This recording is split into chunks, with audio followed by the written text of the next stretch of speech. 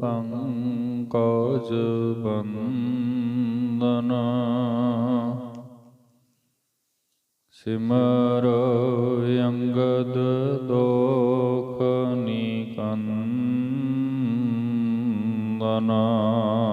ਅਮਰਦਾਸ ਗੁਰ ਹਿਰਦੈ ਤੇ ਆਵੋ ਹਿਰਦੈ ਤੇ ਆਵੋ।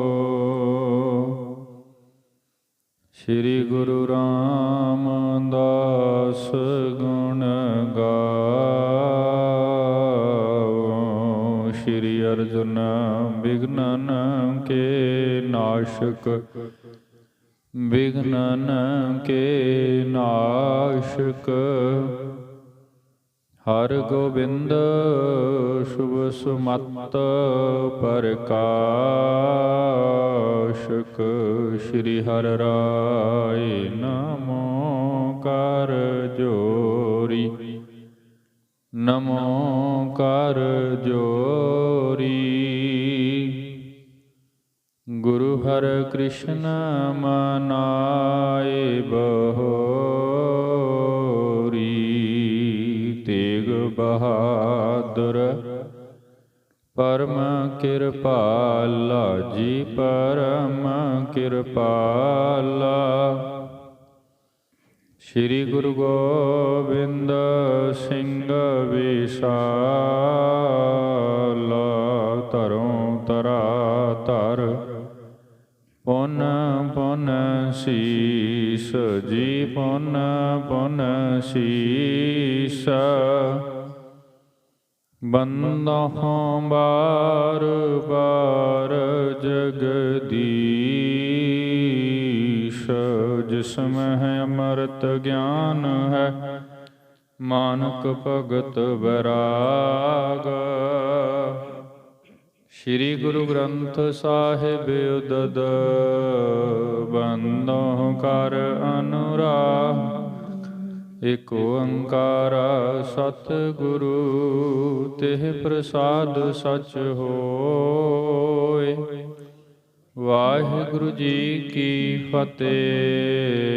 ਵਿਘਨ ਵਿਨਾਸ਼ਨ ਸੋਇ। ਵਾਹਿਗੁਰੂ ਜੀ ਕੀ ਫਤਿਹ। ਵਿਘਨ ਵਿਨਾਸ਼ਨ ਸੋਇ। ਸੰਗਤ ਬ੍ਰਿੰਦ ਬਿਲੋਕਤੀ ਚਹੁ ਦਿਸ ਤੇ ਬਹੁ ਆਏ। ਬਨਜਾਰੇ ਕੇ ਸਹਿਤ ਹੀ ਦਿੱਲੀ ਤੇ ਸਿਖ ਆਏ। ਪਰਮ ਸਨਮਾਨਯੋਗ ਚਵਰ ਛਤਰ ਤਖਤ ਦੇ ਮਾਲਕ ਜ਼ਾਹਰਾ ਜ਼ਹੂਰ ਹਾਜ਼ਰ ਹਜ਼ੂਰ ਸਰਬ ਕਲਾ ਭਰਪੂਰ ਸਤਿਗੁਰੂ ਧੰਨ ਸ਼੍ਰੀ ਗੁਰੂ ਗ੍ਰੰਥ ਸਾਹਿਬ ਜੀ ਮਹਾਰਾਜ ਸਤਿਗੁਰੂ ਜੀ ਕੀ ਪਾਵਨ ਪਵਿੱਤਰ ਹਜ਼ੂਰੀ ਅੰਦਰ ਸੱਜ ਬੈਠੇ ਗੁਰੂ ਸਵਾਰੇ ਗੁਰੂ ਪਿਆਰੇ ਸਤ ਸੰਗੀ ਜਨੋ। ਆਓ ਮਹਾਰਾਜ ਜੀ ਕੀ ਅਪਾਰ ਬਖਸ਼ਿਸ਼ ਸਦਕਾ ਸੰਧਿਆ ਵੇਲੇ ਦੇ ਪਾਵਨ ਪਵਿੱਤਰ ਦੀਵਾਨਾਂ ਦੀ ਪ੍ਰਾਰੰਭਤਾ ਕਰੀਏ। ਗੁਰੂ ਇਤਿਹਾਸ ਕੀ ਲੜੀਵਾਰ ਕਥਾ ਵਿਚਾਰ ਮਹਾਰਾਜ ਕੇ ਇਹਨਾਂ ਪਵਿੱਤਰ ਸਥਾਨਾਂ ਤੇ ਆਪ ਸਮੂਹ ਇਲਾਕਾ ਨਿਵਾਸੀ ਸੰਗਤਾਂ ਬੜੇ ਅਦਬ ਭਾਵਨਾ ਪਿਆਰ ਸਹਿਤ ਸਰਵਣ ਕਰਦੇ ਹੋ। ਚਲਦੀ ਆ ਰਹੀ ਲੜੀ ਤਹਿਤ ਕੁਝ ਸਮਾਂ ਮਹਾਰਾਜ ਜੀ ਕੇ ਜੀਵਨ ਦੀਆਂ ਘਟਨਾਵਾਂ ਗੁਰੂ ਇਤਿਹਾਸ ਨਾਲ ਜੁੜਦੇ ਹਾਂ। ਪ੍ਰਥਮ ਮਹਾਰਾਜ ਜੀ ਤੋਂ ਇਜਾਜ਼ਤ ਲਈਏ, ਰਸਨਾ ਪਵਿੱਤਰ ਕਰੀਏ। ਗੁਰੂ ਫਤਿਹ ਨਾਲ ਸਾਂਝ ਪਾਇਓ। ਫਤਿਹ ਪ੍ਰਵਾਨੋ ਜੀ। ਵਾਹਿਗੁਰੂ ਜੀ ਕਾ ਖਾਲਸਾ ਵਾਹਿਗੁਰੂ ਜੀ ਕੀ ਫਤਿਹ। ਕੱਲ ਦੇ ਦੀਵਾਨਾਂ ਅੰਦਰ ਜਿੱਥੇ ਸੰਪੰਨਤਾ ਹੋਈ, ਸਤਿਗੁਰੂ ਗੁਰੂ ਗੋਬਿੰਦ ਰਾਏ ਸਾਹਿਬ ਜੀ ਮਹਾਰਾਜ ਜਿਨ੍ਹਾਂ ਨੇ ਆਪਣੇ ਪਿਤਾ ਗੁਰਦੇਵ ਗੁਰੂ ਤੇਗ ਬਹਾਦਰ ਮਹਾਰਾਜ ਜੀ ਕੀ ਸ਼ਹਾਦਤ ਤੋਂ ਉਪਰੰਤ ਸ਼੍ਰੀ ਅਨੰਦਪੁਰ ਸਾਹਿਬ ਬੈਠ ਕਰਕੇ ਆਈ ਹੋਈ ਸਾਰੀ ਸੰਗਤ ਨੂੰ ਗੁਰੂ ਸਜ ਕਰਕੇ ਦੀਦਾਰ ਬਖਸ਼ੇ ਹਨ। ਦਸਤਾਰਬੰਦੀ ਹੋਈ ਹੈ। ਹੋਰ ਬੇਅੰਤ ਕਾਰਜ ਮਹਾਰਾਜ ਜੀ ਆਪ ਆਪਣੀ ਛੋਟੀ ਆਯੂ ਦੇ ਅੰਦਰ ਮਹਾਰਾਜ ਆਪ ਸੰਭਲਣ ਲੱਗੇ ਹਨ, ਕਰਨ ਲੱਗੇ ਹਨ। ਇਸੇ ਤਰ੍ਹਾਂ ਹੀ ਭਾਈ ਸਾਹਿਬ ਭਾਈ ਸੰਤੋਖ ਸਿੰਘ ਜੀ ਜ਼ਿਕਰ ਕਰਦੇ ਨੇ ਕਿ ਆਨੰਦਪੁਰ ਦਾ ਦੀਵਾਨ ਸਜਿਆ ਹੈ, ਬੇਅੰਤ ਸੰਗਤਾਂ ਦਰਸ਼ਨ ਪਾਉਣ ਆ ਰਹੀਆਂ ਨੇ। ਇੱਕ ਦਿਨ ਆਇਆ ਦਿੱਲੀ ਦੇ ਵਣਜਾਰੇ ਸਿੱਖ ਮਹਾਰਾਜ ਜੀ ਦਾ ਦੀਦਾਰ ਪਾਉਣ ਆਏ। ਹੁਣ ਵਣਜਾਰੇ ਕੌਣ ਨੇ? ਇਹਨਾਂ ਦਾ ਪਿਛੋਕੜ ਕੀ ਹੈ ਆਪ ਬਹੁਤਾਤ ਵਿੱਚ ਜਾਣਦੇ ਹੀ ਹੋਵੋਗੇ। ਜਦੋਂ ਕਿਤੇ ਭਾਈ ਲੱਖੀ ਸ਼ਾਹ ਵਣਜਾਰੇ ਦਾ ਨਾਮ ਆਉਂਦਾ ਹੈ ਨਾ, ਇਹ ਸਾਰੇ ਉਹ ਸਿੱਖ ਨੇ ਜਿਹੜੇ ਮਹਾਰਾਜ ਗੁਰੂ ਤੇਗ ਬਹਾਦਰ ਸਾਹਿਬ ਜੀਆਂ ਦੇ ਨਾਲ ਬੜਾ ਪਿਆਰ ਕਰਦੇ ਸਨ। ਤੇ ਜਦੋਂ ਮਹਾਰਾਜ ਜੀ ਕੀ ਸ਼ਹਾਦਤ ਹੋਈ, ਜਿਵੇਂ ਸੀਸ ਭਾਈ ਜੈਤਾ ਜੀ ਲੈ ਕਰਕੇ ਸ਼੍ਰੀ ਅਨੰਦਪੁਰ ਸਾਹਿਬ ਪਹੁੰਚੇ, ਤੇ ਜਿਵੇਂ ਕਿਵੇਂ ਮੌਕਾ ਤੱਕ ਕਰਕੇ ਮਹਾਰਾਜ ਸੱਚੇ ਪਾਤਸ਼ਾਹ ਜੀ ਕੇ ਧੜ ਦਾ ਸੰਸਕਾਰ ਇਹਨਾਂ ਸਿੱਖਾਂ ਨੇ ਕੀਤਾ ਹੈ। ਸੋ ਅੱਜ ਸਮਾਂ ਬਣਿਆ ਧੰਨ ਗੁਰੂ ਗੋਬਿੰਦ ਰਾਏ ਸਾਹਿਬ ਜੀ ਮਹਾਰਾਜ ਕੇ ਦਰਬਾਰ ਦੇ ਦਰਸ਼ਨ ਕਰਨ ਦੇ ਲਈ ਸ਼੍ਰੀ ਅਨੰਦਪੁਰ ਸਾਹਿਬ ਪਹੁੰਚੇ। ਜਦੋਂ ਦਰਸ਼ਨ ਪਾ ਰਹੇ ਨੇ ਤੇ ਮਹਾਰਾਜ ਜੀ ਨੇ ਫਿਰ ਪੁੱਛ ਕੀਤੀ ਕਿ ਦੱਸੋ ਭਾਈ ਸਾਰੀ ਸੰਗਤ ਨੂੰ, ਉਸ ਦਿਨ ਦਿੱਲੀ ਵਿਖੇ ਕੀ ਵਾਪਰਿਆ, ਕਿਵੇਂ ਬਾਦਸ਼ਾਹ ਨੇ ਸਾਡੇ ਪਿਤਾ ਜੀਆਂ ਤੇ ਜ਼ੁਲਮ ਕਰਕੇ ਉਹਨਾਂ ਨੂੰ ਸ਼ਹੀਦ ਕੀਤਾ, ਤੇ ਕਿਵੇਂ ਆਪ ਜੀਆਂ ਨੇ ਇਸ ਜੋ ਉਹਨਾਂ ਦੇ ਧੜ ਦੇ ਸੰਸਕਾਰ ਦੀ ਸੇਵਾ ਉਹ ਕੀਤੀ ਹੈ। ਫਿਰ ਜਿਵੇਂ ਉਹਨਾਂ ਨੇ ਸਾਰੀ ਘਟਨਾ ਸੁਣਾਈ, ਫਿਰ ਮਹਾਰਾਜ ਨੇ ਤਰੁੱਠ ਕੇ ਬੜੀਆਂ ਅਸੀਸਾਂ ਦਿੱਤੀਆਂ। ਉਹ ਸਾਰਾ ਹਾਲ ਹੈ ਅੱਜ ਦੀ ਸਾਖੀ ਅੰਦਰ।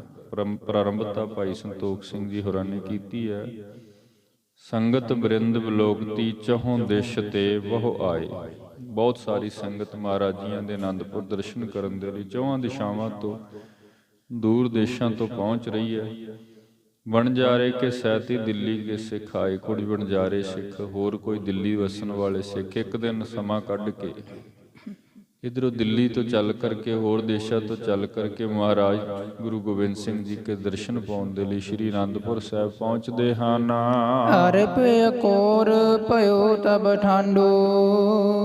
ਜਿਹੜੇ ਸਿੱਖ ਆਏ ਹਨ ਮਹਾਰਾਜ ਕੇ ਸਨਮੁਖ ਗਏ, ਮਹਾਰਾਜ ਕੇ ਦਰਸ਼ਨ ਕੀਤੇ, ਜੋ ਵੀ ਜਥਾ ਸ਼ਕਤ ਭੇਟਾ ਲੈ ਕੇ ਆਏ ਨੇ। ਅਰਪ ਅਕੋਰ ਮਹਾਰਾਜ ਕੇ ਚਰਨਾਂ ਵਿੱਚ ਭੇਟ ਰੱਖੀ ਹੈ ਤੇ ਹੱਥ ਜੋੜ ਕੇ ਸਿਰ ਨਿਵਾਉਂਦੇ ਹਨ। ਗੁਰ ਸਰੂਪ ਬਿਕਿਆਨੰਦ ਬਾਡੋ। ਨਾਲ ਹੀ ਜਿਵੇਂ ਧੰਨ ਗੁਰੂ ਗੋਬਿੰਦ ਰਾਏ ਸਾਹਿਬ ਜੀ ਮਹਾਰਾਜ ਜੀ ਕੇ ਪਾਵਨ ਸਰੂਪ ਦਾ ਦਰਸ਼ਨ ਪਾਇਆ ਤੇ ਵੇਖ ਕਰਕੇ ਮਨ ਜਿਹੜਾ ਹੈ ਮਹਾਰਾਜ ਕੀ ਮੁਖ ਤੱਕ ਕੇ, ਮਹਾਰਾਜ ਕੇ ਦਰਸ਼ਨ ਕਰਕੇ ਮਨ ਆਨੰਦਿਤ ਹੋ ਗਿਆ ਹੈ। ਸ਼੍ਰੀ ਮੁਖ ਤੇ ਜ਼ੁਬ ਬਾਕੇ ਉਚਾਰੇ। ਮਹਾਰਾਜ ਨੂੰ ਵੀ ਪਤਾ ਲੱਗਾ, ਸੁਨੇਹਾ ਮਿਲਿਆ ਕਿ ਵਣਜਾਰੇ ਦਿੱਲੀ ਤੋਂ ਸਿੱਖ ਆਏ ਨੇ। ਸੋ ਮਹਾਰਾਜ ਨੇ ਜਿਵੇਂ ਹੀ ਇਹਨਾਂ ਨੂੰ ਦਰਸ਼ਨ ਦਿੱਤੇ, ਫਿਰ ਨਾਲ ਆਪਣੇ ਮੁਖ ਤੋਂ ਕੁਝ ਬਚਨ ਕਹੇ ਹਨ। ਕਹੋ ਗੁਰੂ ਪਿਆਰੇ ਸਿੱਖ ਬਨਜਾਰੇ। ਗੁਰਦੇਵ ਕਹਿਣ ਲੱਗੇ, ਆਓ ਗੁਰੂ ਕੇ ਪਿਆਰੇ ਵਣਜਾਰੇ ਸਿੱਖੋ, ਆਓ ਗੁਰੂ ਘਰ ਵਿੱਚ ਤੁਹਾਡਾ ਸਵਾਗਤ ਹੈ ਜੀ। ਕਿਸ ਪ੍ਰਕਾਰ ਸਤਿਗੁਰ ਸੰਸਕਾਰੇ। ਜਿਸ ਵਕਤ ਮਹਾਰਾਜ ਨੇ ਬਖਸ਼ਿਸ਼ ਦਿੱਤੀ, ਫਿਰ ਮਹਾਰਾਜ ਜੀ ਕੇ ਪਾਸ ਸੱਜ ਗਏ। ਫਿਰ ਮਹਾਰਾਜ ਨੇ ਆਪਣੇ ਮੁਖ ਤੋਂ ਇਹ ਸਵਾਲ ਉਹਨਾਂ ਨੂੰ ਪੁੱਛਿਆ।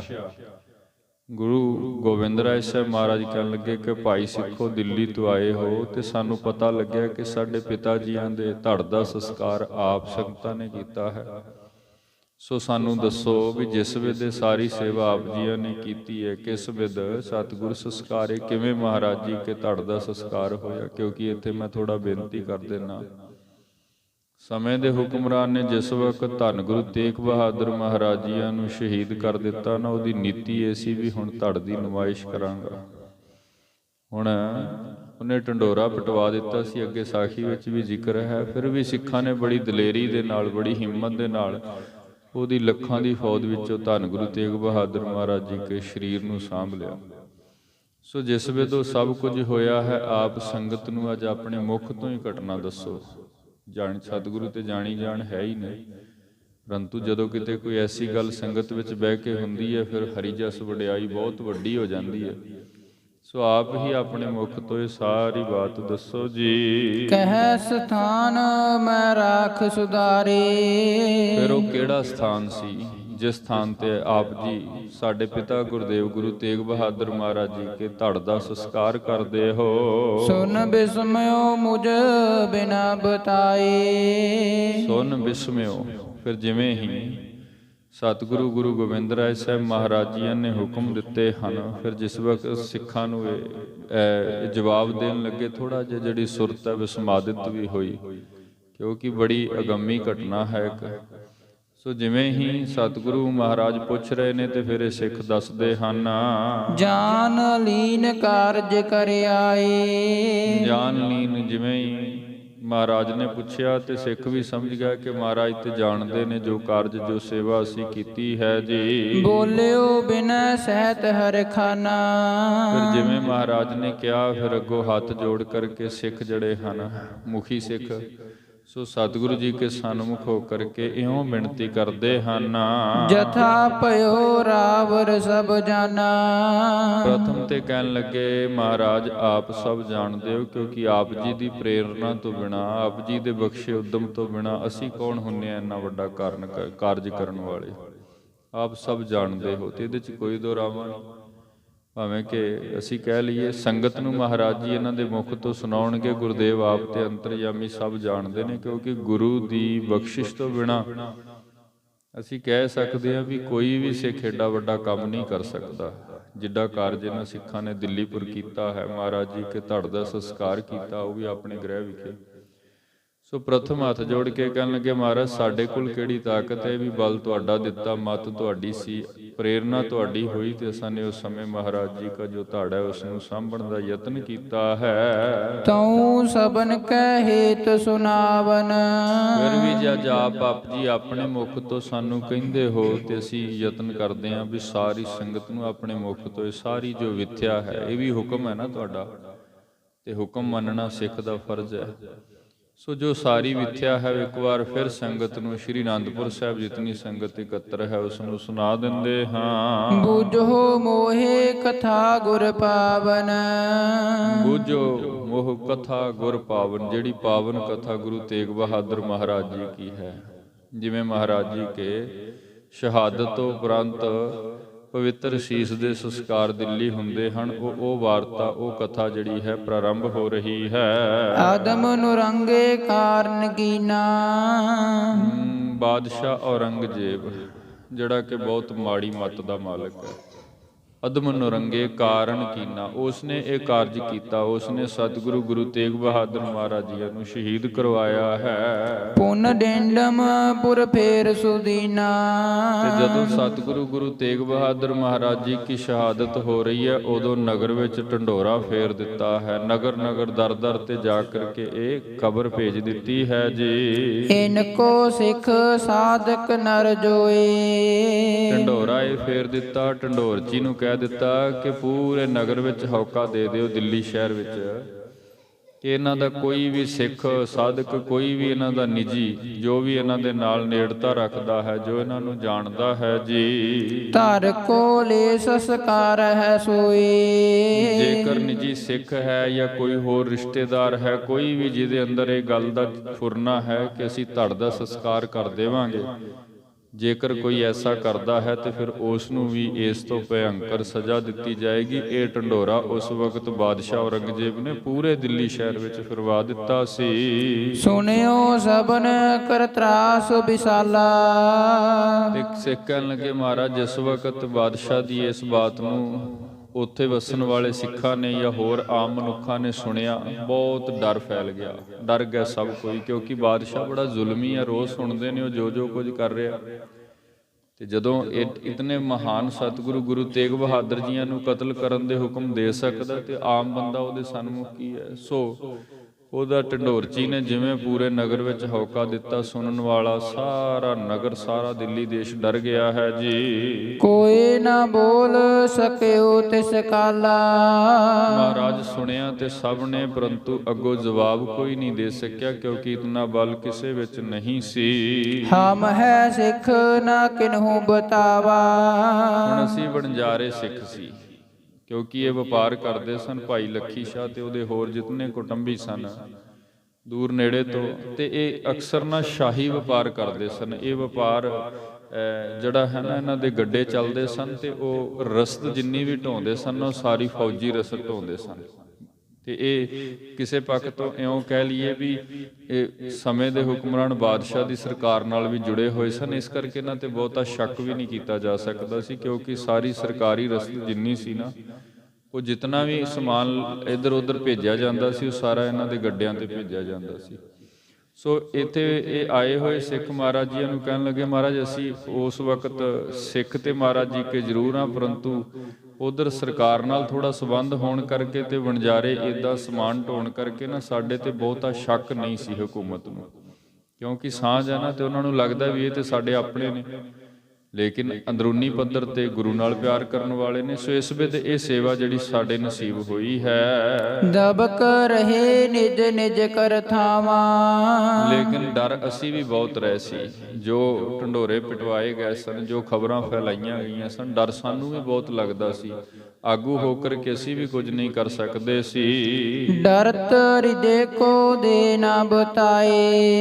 ਤੇ ਡਰਦਿਆਂ ਨਾ ਤੇ ਅਸੀਂ ਕਿਸੇ ਨਾਲ ਕੋਈ ਬਾਤ ਕੀਤੀ, ਨਾ ਹੀ ਹੋਰ ਅੱਗੇ ਪਿੱਛੇ ਕੋਈ ਗੱਲਬਾਤ ਹੋਈ। ਬਸ ਜਿਵੇਂ ਮੌਕਾ ਬਣਿਆ, ਜਿਵੇਂ ਮਹਾਰਾਜ ਨੇ ਪ੍ਰੇਰਨਾ ਕੀਤੀ, ਉਸ ਸਮੇਂ ਦੇ ਅਨੁਸਾਰ ਐਨ ਉਸ ਮੌਕੇ ਤੇ ਜਾ ਕਰਕੇ ਇਹ ਸੇਵਾ ਨਿਭਾਈ ਹੈ। ਸਾਹਾ ਬੰਦ ਹਮ ਦੇ ਮਰਵਾਏ। ਕਿਉਂਕਿ ਜਿੱਥੇ ਬਾਦਸ਼ਾਹ ਇੰਨੇ ਵੱਡੇ ਪੱਧਰ ਤੇ ਪੂਰੇ ਦੇਸ਼ ਵਿੱਚ ਆਤੰਕ ਫੈਲਾ ਦਿੱਤਾ ਵੀ ਜੇ ਕੋਈ ਸੰਸਕਾਰੇਗਾ ਤੇ ਉਹਨੂੰ ਮਾਰ ਦਿੱਤਾ, ਕਤਲ ਕਰ ਦਿੱਤਾ ਜਾਏਗਾ। ਸੋ ਇਸ ਗੱਲ ਦਾ ਡਰ ਸਭ ਦੇ ਅੰਦਰ ਹੈ। ਜਿੱਥੇ ਸਾਰੇ ਦਿੱਲੀ ਪ੍ਰਵਾਸੀ ਹੋਰ ਸਿੱਖ ਅਨਮਤ ਵਾਲੇ ਡਰ ਰਹੇ ਨੇ, ਉੱਥੇ ਸਾਡੇ ਅੰਦਰ ਵੀ ਇਹ ਭੈ ਸੀ। ਲੇਕਿਨ ਫਿਰ ਵੀ ਜਿਵੇਂ ਕਿਵੇਂ ਸਮਾਂ ਬਣਿਆ, ਉਹ ਅੱਗੇ ਦੱਸਦੇ ਹਨ। ਦੁਰ ਦੁਰ ਗਏ ਆਪਣੇ ਕਰਮਹਿ। ਕਿਉਂਕਿ ਜਦੋਂ ਬਾਦਸ਼ਾਹ ਨੇ ਢੰਡੋਰਾ ਫਰਵਾ ਦਿੱਤਾ, ਸਭ ਕੋਈ ਡਰਦਾ ਹੋਇਆ ਆਪਣੇ ਘਰ ਵੜ ਗਿਆ ਹੈ। ਨਹਿ ਮਾਨੀ ਸਿੱਖੀ ਕਿਸ ਪੁਰਮਹਿ। ਸਿੱਖ ਤੇ ਬਹੁਤ ਸਨ, ਪਰੰਤੂ ਹੁਣ ਪਤਾ ਨਹੀਂ ਲੱਗ ਰਿਹਾ ਸੀਗਾ ਵੀ ਇਸ ਕਾਰਜ ਨੂੰ ਨਿਭਾਏਗਾ ਕਿਹੜਾ ਜਾਂ ਕਿਵੇਂ ਇਹ ਪੂਰਾ ਹੋਵੇਗਾ ਜੀ। ਸ਼੍ਰੀ ਗੋਬਿੰਦ ਸਿੰਘ ਸੁਨ ਕਰੇ ਐਸੇ। ਜਿਸ ਵਕਤ ਇਧਰ ਇਹ ਬਚਨ ਮਹਾਰਾਜ ਗੁਰੂ ਗੋਬਿੰਦ ਸਿੰਘ ਜੀ ਸੁਣ ਰਹੇ ਸਨ, ਕਿਉਂਕਿ ਜਿਵੇਂ ਉਹ ਦੱਸ ਰਹੇ ਨੇ ਮਹਾਰਾਜ ਸੁਣ ਵੀ ਰਹੇ ਨੇ, ਸਾਰੀ ਅਨੰਦਪੁਰ ਦੀ ਸੰਗਤ ਸੁਣ ਰਹੀ ਹੈ। ਸੋ ਜਿਵੇਂ ਮਹਾਰਾਜ ਸੁਣ ਰਹੇ ਸਨ ਤੇ ਮਹਾਰਾਜ ਸੁਣਦਿਆਂ ਸੁਣਦਿਆਂ, ਬਾਤ ਸੁਣਦਿਆਂ ਸੁਣਦਿਆਂ ਇਉਂ ਵਿੱਚੋਂ ਕੁਝ ਬਚਨ ਕਰਦੇ ਹਨ। ਗਰਚਤ ਬੋਲੇ ਜਲ ਤਰ ਜੈਸੇ। ਜਿਵੇਂ ਹੀ ਉਹਨਾਂ ਨੇ ਕਿਹਾ ਨਾ, ਮਹਾਰਾਜ ਸਿੱਖ ਤੇ ਬਹੁਤ ਸਨ ਪਰ ਪਛਾਣ ਕੋਈ ਨਹੀਂ ਸੀ ਵੀ ਕਿਹੜਾ ਤੁਹਾਡਾ ਹੈ ਤੇ ਕਿਹੜਾ ਦੂਜਾ ਭੇਖ ਵਿੱਚ ਹੈ, ਕੋਈ ਹੋਰ ਹੈ। ਜਿਵੇਂ ਹੀ ਉਹਨਾਂ ਨੇ ਬਾਤ ਕਹੀ, ਇੱਥੇ ਮਹਾਰਾਜ ਨੇ ਉਹਨਾਂ ਦੀ ਗੱਲ ਨੂੰ ਰੋਕਦਿਆਂ ਹੋਏ ਇੱਕਦਮ ਇਉਂ ਆਪਣੇ ਮੁਖ ਤੋਂ ਗਰਜਵੇਂ ਬਚਨ ਬੋਲੇ। ਬਚਨ ਲਿਖੇ ਨੇ ਭਾਈ ਸੰਤੋਖ ਸਿੰਘ ਜੀ ਹੋਰਾਂ ਨੇ। ਗਰਜਤ ਬੋਲੇ ਜਲ ਧਰ ਜੈਸੇ। ਜਲ ਧਰ ਹੁੰਦਾ ਬੱਦਲ ਨੂੰ ਕਿਹਾ ਜਾਂਦਾ, ਤੇ ਬੱਦਲ ਜਦੋਂ ਗੱਜਦਾ ਹੈ ਨਾ, ਉਹ ਇੱਕਦਮ ਕੜਕਵੀਂ ਜੀ ਆਵਾਜ਼ ਆਪਾਂ ਨੂੰ ਆਕਾਸ਼ ਵਿੱਚੋਂ ਸੁਣਾਈ ਦਿੰਦੀ ਹੈ। ਸੋ ਇਸ ਵੇਦਨਾ ਸੁਣਦਿਆਂ ਹੀ ਮਹਾਰਾਜ ਸੱਚੇ ਪਾਤਸ਼ਾਹ ਜੀ ਉਹ ਇੱਕਦਮ ਗਰਜਵੀਂ ਆਵਾਜ਼ ਦੇ ਵਿੱਚ ਵਿਚਾਲੇ ਗੱਲ ਨੂੰ ਟੋਕਦਿਆਂ ਹੋਇਆਂ ਬੋਲ ਕਰਕੇ ਕਹਿਣ ਲੱਗੇ ਹਨ। ਇਸ ਬਿਦ ਕੋ ਅਬ ਪੰਥ ਬਣਾਵੋ। ਕਿ ਤੁਸੀਂ ਕਹਿ ਰਹੇ ਹੋ ਇਕੱਠ ਤੇ ਬਹੁਤ ਸੀ, ਪਰ ਸਿੱਖ ਦਾ ਪਤਾ ਨਹੀਂ ਸੀ ਕਿਹੜਾ ਕਿਹੜਾ ਉਹਦੇ ਵਿੱਚ ਖੜਾ ਹੈ। ਮਹਾਰਾਜ ਕਹਿਣ ਲੱਗੇ ਹੁਣ ਅੱਗੇ ਤੁਸੀਂ ਵੇਖਿਓ, ਸਮਾਂ ਜੋ ਆ ਰਿਹਾ ਹੈ ਨਾ, ਅਸੀਂ ਐਸਾ ਪੰਥ ਬਣਾਉਣਾ ਹੈ, ਐਸਾ ਪੰਥ ਤਿਆਰ ਕਰਨਾ ਹੈ ਜੀ। ਸਕਲ ਜਗਤ ਮਹਿ ਬੋ ਬਿਦਤਾਵੋ। ਜਿਹਦੇ ਵਿੱਚ ਤੁਹਾਨੂੰ ਦੂਰੋਂ ਪਤਾ ਲੱਗੇਗਾ ਵੀ ਇਹ ਗੁਰੂ ਕਾ ਸਿੱਖ ਹੈ, ਗੁਰੂ ਕਾ ਖਾਲਸਾ ਹੈ। ਆ ਗੁਰਮੁਖੋ ਆ ਜਿਹੜੀ ਪੰਜ ਕਕਾਰਾਂ ਦੀ ਰਹਿਤ ਸਾਨੂੰ ਮਿਲੀ ਹੈ ਨਾ, ਅੱਜ ਸਿੱਖ ਬੜੇ ਮਾਣ ਨਾਲ ਕਹਿੰਦਾ ਵੀ ਸਾਡੇ ਪਿਤਾ ਗੁਰੂ ਗੋਬਿੰਦ ਸਿੰਘ ਸਾਹਿਬ ਜੀ ਮਹਾਰਾਜ ਨੇ। ਤੇ ਲੱਖਾਂ ਦੀ ਤਾਦਾਦ ਵਿੱਚ ਇੱਕ ਦਸਤਾਰ ਵਾਲਾ, ਗਾਤਰੇ ਵਾਲਾ, ਪੂਰਨ ਰਹਿਤ ਬਹਿਤ ਵਾਲਾ, ਦੁਮਾਲੇ ਵਾਲਾ ਸਿੱਖ ਖੜਾ ਹੋਵੇ ਤੇ ਹਰ ਕੋਈ ਪਛਾਣ ਕੇ ਕਹਿੰਦਾ ਗੁਰੂ ਕਾ ਸਿੱਖ ਹੈ। ਇਹ ਇੱਥੋਂ ਮਹਾਰਾਜ ਜੀ ਨੇ ਅਸੀਸ ਦਿੱਤੀ। ਕਹਿਣ ਲੱਗੇ ਭਾਈ ਤੁਸੀਂ ਕਹਿੰਦੇ ਹੋ ਨਾ ਇਕੱਠ ਬੜਾ ਸੀ, ਪਰ ਸਿੱਖਾਂ ਦੀ ਪਹਿਚਾਣ ਨਹੀਂ ਸੀ। ਕਿਹੜੇ ਕਿਹੜੇ ਤੁਹਾਡੇ ਪ੍ਰਤੀ ਗੁਰੂ ਤੇਗ ਬਹਾਦਰ ਮਹਾਰਾਜ ਜੀ ਕੇ ਪ੍ਰਤੀ ਪਿਆਰ ਕਰਕੇ ਖੜੇ ਸਨ, ਪਰ ਭੈ ਸੀ। ਮਹਾਰਾਜ ਕਹਿਣ ਲੱਗੇ ਅੱਜ ਤੋਂ ਐਸੀ ਬਖਸ਼ਿਸ਼ ਵਰਤੇਗੀ, ਆਉਣ ਵਾਲੇ ਸਮੇਂ 'ਚ ਇੱਕ ਐਸਾ ਪੰਥ ਤਿਆਰ ਕਰਾਂਗੇ ਜਿਹੜਾ ਲੱਖਾਂ ਦੀ ਤਾਦਾਦ ਵਿੱਚ ਖੜਾ ਮੇਰਾ ਇੱਕ ਸਿੱਖ ਵੀ ਪਹਿਚਾਣਿਆ ਜਾਵੇਗਾ ਵੀ ਇਹ ਗੁਰੂ ਗੋਬਿੰਦ ਸਿੰਘ ਦਾ ਪੁੱਤਰ ਹੈ। ਸਕਲ ਜਗਤ ਮੈਂ ਬਹੁ ਬਿਦਤਾਊ। ਐਸੀ ਬਖਸ਼ਿਸ਼ ਪਾਵਾਂਗੇ ਕਿ ਸਾਰੇ ਜਗਤ ਵਿੱਚ ਉਹਦੀ ਜਿਹੜੀ ਪਹਿਚਾਣ ਹੈ ਨਾ, ਉਹ ਨਵੇਕਲੀ ਹੋਵੇਗੀ, ਵੱਖਰੀ ਹੋਵੇਗੀ। ਸੱਚਮੁੱਚ ਆਈ ਅਸੀਸ ਹੈ ਜੋ ਅੱਜ ਅਸੀਂ ਮੰਨ ਰਹੇ ਹਾਂ ਨਾ। ਸਿੱਖ ਦੂਰ ਦੇਸ਼ਾਂ 'ਚ ਜਾਵੇ, ਵੱਡਿਆਂ ਇਕੱਠਾਂ 'ਚ ਜਾਵੇ, ਜਿੱਥੇ ਵੀ ਜਿਹਦੇ ਸਿਰ ਤੇ ਦਸਤਾਰ ਹੈ, ਪੂਰਨ ਰਹਿਤ ਬਹਿਤ ਹੈ, ਕੇਸ ਵਿੱਚ ਪ੍ਰਕਾਸ਼ ਨੇ, ਮੁੱਖ ਤੇ ਦਾੜਾ ਪ੍ਰਕਾਸ਼ ਹੈ, ਗਾਤਰੇ ਵਿੱਚ ਸ੍ਰੀ ਸਾਹਿਬ ਹੈ, ਕੋਈ ਨਹੀਂ ਕਹਿ ਸਕਦਾ ਵੀ ਇਹ ਕਿਸੇ ਹੋਰ ਮਤ ਵਾਲਾ ਹੈ, ਇਹ ਹਿੰਦੂ ਹੈ ਕਿ ਇਸਲਾਮੀ ਹੈ। ਸੱਚਮੁੱਚ ਉਹ ਪੂਰਨ ਖਾਲਸਾ ਤੇ ਉਹਦੀ ਇੱਕ ਵੱਖਰੀ ਪਹਿਚਾਣ ਹੈ। ਦੂਰੋਂ ਹੀ ਕਈ ਵਾਰ ਵੇਖਦਿਆਂ ਮਨੁੱਖ ਹੱਥ ਜੋੜ ਦਿੰਦਾ ਜਾਂ ਸਰਦਾਰ ਜੀ ਸਿੰਘ ਸਾਹਿਬ ਬੜੇ ਸਾਰੇ ਸ਼ਬਦ ਵਰਤੇ ਜਾਂਦੇ ਨੇ। ਗੁਰੂ ਗੋਬਿੰਦ ਸਿੰਘ ਮਹਾਰਾਜ ਜੀ ਕੀ ਉਸ ਦਿਨ ਦੀ ਬਖਸ਼ਿਸ਼ ਹੈ ਜੀ। ਲੱਖੋਂ ਜਗ ਕੇ ਨਾਰੇ ਕਥਾਏ। ਗੁਰਦੇਵ ਕਹਿਣ ਲੱਗੇ ਜਗਤ ਦੇ ਲੱਖਾਂ ਨਰ ਲੱਖਾਂ ਮਨੁੱਖ ਅਗਰ ਇੱਕ ਥਾਂ ਤੇ ਇਕੱਠੇ ਖੜੇ ਹੋਣਗੇ, ਤਿੰਨ ਮਹਿ ਮਿਲੇ ਏਕ ਸਿੱਖ ਜਾਏ। ਤੇ ਜੇ ਉਹਨਾਂ ਸਾਰੇ ਲੱਖਾਂ ਦੇ ਅੰਦਰ ਵੀ ਇੱਕ ਮੇਰਾ ਸਿੱਖ ਇਕੱਤਰ ਹੋ ਕਰਕੇ ਖੜਾ ਹੋਵੇਗਾ, ਸਭ ਮੈਂ ਪਰਥਕ ਪਛਾਨੋ ਪਰੈ। ਪਛਾਣ ਅਸੀਂ ਐਸੀ ਬਣਾ ਦੇਵਾਂਗੇ, ਉਸ ਦੀ ਸਰੂਪ ਐਸਾ ਤਿਆਰ ਕਰ ਦੇਵਾਂਗੇ, ਉਸ ਦਾ ਜਿਹੜਾ ਚਿਹਰਾ ਮੋਹਰਾ ਹੈ ਜਾਂ ਉਸ ਦੀ ਜਿਹੜੀ ਪਹਿਚਾਣ ਹੈ ਐਸੀ ਤਿਆਰ ਕਰ ਦੇਵਾਂਗੇ ਵੀ ਲੱਖਾਂ ਦੇ ਵਿੱਚੋਂ ਉਹਦਾ ਪਛਾਣ ਇੱਕ ਵੱਖਰੀ ਨਜ਼ਰ ਆਵੇਗੀ। ਰਲੈ ਨ ਕਹੂੰ ਕੈਸ ਹੈ ਕਰੈ। ਰਲੈ ਨਾ ਕਹੂੰ ਕਹਿਣ ਲੱਗੇ ਨਹੀਂ, ਉਹ ਰਲੇਗਾ ਨਹੀਂ। ਰਲੇ ਨਾ ਕਹੂੰ ਕੈਸੋਂ ਕਰੈ। ਜਿਤਨੀ ਮਰਜ਼ੀ ਕੋਈ ਕੋਸ਼ਿਸ਼ ਕਰ ਲਵੇ, ਜਿਤਨੀ ਮਰਜ਼ੀ ਕੋਈ ਕੋਸ਼ਿਸ਼ ਕਰ ਲਵੇ, ਪਰੰਤੂ ਉਹ ਰਲੇਗਾ ਨਹੀਂ। ਤੇ ਸੱਚਮੁੱਚ ਅੱਜ ਜਿਹੜਾ ਪੂਰਨ ਰਹਿਤ ਬੈਤ ਦਾ ਮਾਲਕ, ਬਾਣੀ ਪੜ੍ਹਨ ਵਾਲਾ, ਗੁਰਮੁਖੀ ਦੀ ਇਹ ਸ਼ਬਦਾਂ ਨੂੰ ਜਾਣਨ ਵਾਲਾ, ਪੰਜਾਂ ਕਕਾਰਾਂ ਦੀ ਰਹਿਤ ਰੱਖਣ ਵਾਲਾ ਨਿਤਨੇਮੀ ਸਿੱਖ ਹੈ ਨਾ, ਕਦੀ ਨਹੀਂ ਕੋਈ ਦਾਵਾ ਕਰਕੇ ਕਹਿ ਸਕਦਾ ਵੀ ਸਿੱਖ ਹਿੰਦੂ ਹੈ। ਐਸੀ ਪਹਿਚਾਣ ਹੈ, ਉਹਦੇ ਬੋਲਾਂ ਤੋਂ ਹੀ ਪਤਾ ਲੱਗ ਜਾਂਦਾ ਵੀ ਇਹ ਬਾਣੀ ਪੜ੍ਹਨ ਵਾਲਾ, ਇਹ ਗੁਰਮੁਖੀ ਅੱਖਰਾਂ ਦਾ ਗਿਆਤਾ ਹੈ। ਸੋ ਮਹਾਰਾਜ ਨੇ ਅਸੀਸ ਦਿੱਤੀ ਕਿ ਪ੍ਰਥਮ ਤੇ ਜੋ ਤੁਸੀਂ ਕਹਿ ਰਹੇ ਹੋ ਨਾ, ਸਿੱਖ ਬਹੁਤ ਸਨ ਪਰ ਪਛਾਣ ਨਹੀਂ ਕਿਹੜੇ ਕਿਹੜੇ ਤੁਹਾਡੇ ਸਨ ਤੇ ਕਿਹੜੇ ਕਿਹੜੇ ਹੋਰ ਸਨ। ਮਹਾਰਾਜ ਕਹਿਣ ਲੱਗੇ ਅੱਜ ਤੋਂ ਬਾਅਦ ਇਹ ਸਭ ਬਖਸ਼ਿਸ਼ ਵਰਤੇਗੀ, ਅਲੱਗ ਹੀ ਦਿਸਣਗੇ ਜੀ। ਜਥਾ ਬਕਨ ਮੈਂ ਹੰਸ ਨਾ ਛਪੈ। ਜਥਾ ਬਕਨ ਮੈਂ ਹੰਸ ਨਾ ਛਪੈ। ਜਿਵੇਂ ਬਹੁਤ ਸਾਰੀਆਂ ਬਤਕਾਂ ਹੋਣ ਨਾ, ਤੇ ਵਿੱਚ ਇੱਕ ਹੰਸ ਬੈਠਾ ਹੋਵੇ ਤੇ ਉਹਦੀ ਪਹਿਚਾਣ ਲੁਕਾਉਣੀ ਕਠਨ ਹੋ ਜਾਂਦੀ ਹੈ। ਭਾਵੇਂ ਕਿ ਰੰਗ ਸਭ ਦੇ ਸਫੈਦ ਹੁੰਦੇ ਨੇ, ਲੇਕਿਨ ਉਹਦੇ ਗੁਣਾ ਕਰਕੇ, ਉਹਦੀ ਤੱਕਣੀ ਕਰਕੇ, ਉਹਦੇ ਵੇਖਣ ਕਰਕੇ, ਉਹਦੇ ਵਿਚਰਨ ਕਰਕੇ, ਉਹਦੀ ਖੁਰਾਕ ਕਰਕੇ ਹੰਸ ਦੀ ਪਹਿਚਾਣ ਜਿਹੜੀ ਹੈ ਉਹ ਬਿਲਕੁਲ ਨਵੇਕਲੀ ਹੈ, ਵੱਖਰੀ ਹੈ। ਬਾਣੀ ਵਿੱਚ ਵੀ ਉਦਾਹਰਨ ਆਏ ਨੇ ਵੀ ਜੇ ਕਿਤੇ ਕਿਸੇ ਸਮੁੰਦਰ ਦੇ ਕਿਨਾਰੇ ਕਿਸੇ ਤਲਾਬ ਤੇ ਬਗਲੇ ਇਕੱਠੇ ਹੋਏ ਹੋਣ ਤੇ ਹੋਵੇ ਇੱਕ ਵਿੱਚ ਹੰਸ ਹੋਵੇ, ਉਹ ਦੂਰੋਂ ਪਤਾ ਲੱਗ ਜਾਏਗਾ, ਕਿਉਂਕਿ ਉਹਦੀ ਖੁਰਾਕ ਹੀ ਵੱਖਰੀ ਹੈ, ਉਹਦਾ ਵੇਖਣਾ ਬੋਲਣਾ ਉਹਦਾ ਸਭ ਕੁਝ ਅਲੱਗ ਹੈ। ਇਸ ਵਿਦ ਗੁਰਦੇਵ ਕਹਿਣ ਲੱਗੇ ਅਸੀਂ ਨੇ ਪੰਥ ਸਾਜਣਾ ਹੈ। ਗਿਰਜਨ ਵਿਖੈ ਮੋਰ ਜਿਮ ਦੀਪੇ। ਗਿਰਜਾਂ ਦੇ ਅੰਦਰ ਜਿਵੇਂ ਮੋਰ, ਉਹਦੀ ਇੱਕ ਵੱਖਰੀ ਪਹਿਚਾਣ ਹੈ, ਵੱਖਰਾ ਸਰੂਪ ਹੈ, ਨਵੇਕਲਾ ਇਉਂ ਕਹਿ ਲਈਏ ਵੀ ਉਹਦਾ ਸਭ ਕੁਝ ਹੈ ਜੀ। ਜਰੋ ਖਰ ਗਨ ਮੈਂ ਬਲੀ ਤੁਰੰਗ। ਜਿਉਂ ਖਰਗਨ, ਖਰਗਨ ਕਹਿੰਦੇ ਨੇ ਜਿਵੇਂ ਖੋਤਿਆਂ ਦੀ ਭੀੜ ਆਪਾਂ ਕਹਿ ਲਈਏ ਬਹੁਤ ਸਾਰੇ, ਤੇ ਉਹਨਾਂ ਸਾਰਿਆਂ ਦੇ ਵਿੱਚ ਇੱਕ ਘੋੜਾ ਖੜਾ ਹੋਵੇ, ਤੁਰੰਗ ਬਲੀ, ਤੇਜ ਪ੍ਰਤਾਪ ਵਾਲਾ ਕੋਈ, ਦੂਰ ਦੌੜਨ ਵਾਲਾ ਕੋਈ ਘੋੜਾ, ਤੇ ਦੂਰੋਂ ਪਤਾ ਲੱਗ ਜਾਂਦਾ ਹੈ ਵੀ ਇਹ ਉਹ ਨਹੀਂ ਹੈ ਜਿਸ ਭੀੜ ਦੇ ਵਿੱਚ ਖੜਾ ਹੈ, ਇਹ ਉਹ ਨਹੀਂ ਹੈ। ਗੁਣ ਕਰਕੇ, ਦੇਖ ਰੇਖ ਕਰਕੇ, ਉਹਦੇ ਕਰਕੇ ਦੂਰੋਂ ਪਤਾ ਲੱਗਦਾ ਹੈ। ਮਹਾਰਾਜ ਕਹਿਣ ਲੱਗੇ ਅੱਜ ਤੋਂ ਬਾਅਦ ਸਾਡਾ ਸਿੱਖ, ਸਾਡਾ ਖਾਲਸਾ ਇਸ ਵਿਧ ਹੋਵੇਗਾ। ਜਥਾ ਮਿਰਗਨ ਮੈਂ ਕੇ ਰਹਿ ਅੰਗ। ਜਥਾ ਮ੍ਰਿਗਨ ਮੈਂ, ਕੇਹਰ, ਕੇਹਰ ਕਿਹਾ ਜਾਂਦਾ ਹੈ ਸ਼ੇਰ ਨੂੰ, ਮ੍ਰਿਗ ਸਾਨੂੰ ਸਾਰਿਆਂ ਨੂੰ ਪਤਾ ਹਰਨ। ਤੇ ਇਹ ਜੋ ਅਸੀਂ ਪੰਥ ਬਣਾਉਣਾ ਹੈ ਨਾ, ਜਿਹੜਾ ਸਿੱਖ ਆਉਣ ਵਾਲੇ ਸਮੇਂ ਵਿੱਚ ਅਸੀਂ ਇਹ ਤਿਆਰ ਕਰਨਾ ਹੈ, ਇਤਨਾ ਤੇਜ ਪ੍ਰਤਾਪੀ ਬਲੀ ਹੋਵੇਗਾ ਕਿ ਜਿਵੇਂ ਸ਼ੇਰ ਨੂੰ ਵੇਖ ਕਰਕੇ ਮਿਰਗਾਂ ਦੀਆਂ ਡਾਰਾਂ ਦੌੜ ਜਾਂਦੀਆਂ ਨੇ, ਉੱਥੇ ਖੜਦੀਆਂ ਨਹੀਂ ਵੀ ਜੇ ਇੱਕ ਸ਼ੇਰ ਆ ਗਿਆ ਤੇ ਪਤਾ ਨਹੀਂ ਉਹਨੇ ਕਿਹਨੂੰ ਕਿਹਨੂੰ ਖਾ ਜਾਣਾ। ਸੋ ਇਸ ਵਿਦ ਇਤਨਾ ਤੇਜ ਪ੍ਰਤਾਪੀ ਪੁਰਖ ਇਹ ਪੰਥ ਦੇ ਅੰਦਰ ਅਸੀਂ ਸਿੱਖ ਤਿਆਰ ਕਰਨਾ ਹੈ, ਜਿਸ ਦੀ ਪਹਿਚਾਣ ਅੱਜ ਤੋਂ ਅਲੱਗ ਹੋਵੇਗੀ। ਤਿਮ ਨਾਨਾ ਪੇਖਨ ਕੇ ਮਾਹੇ।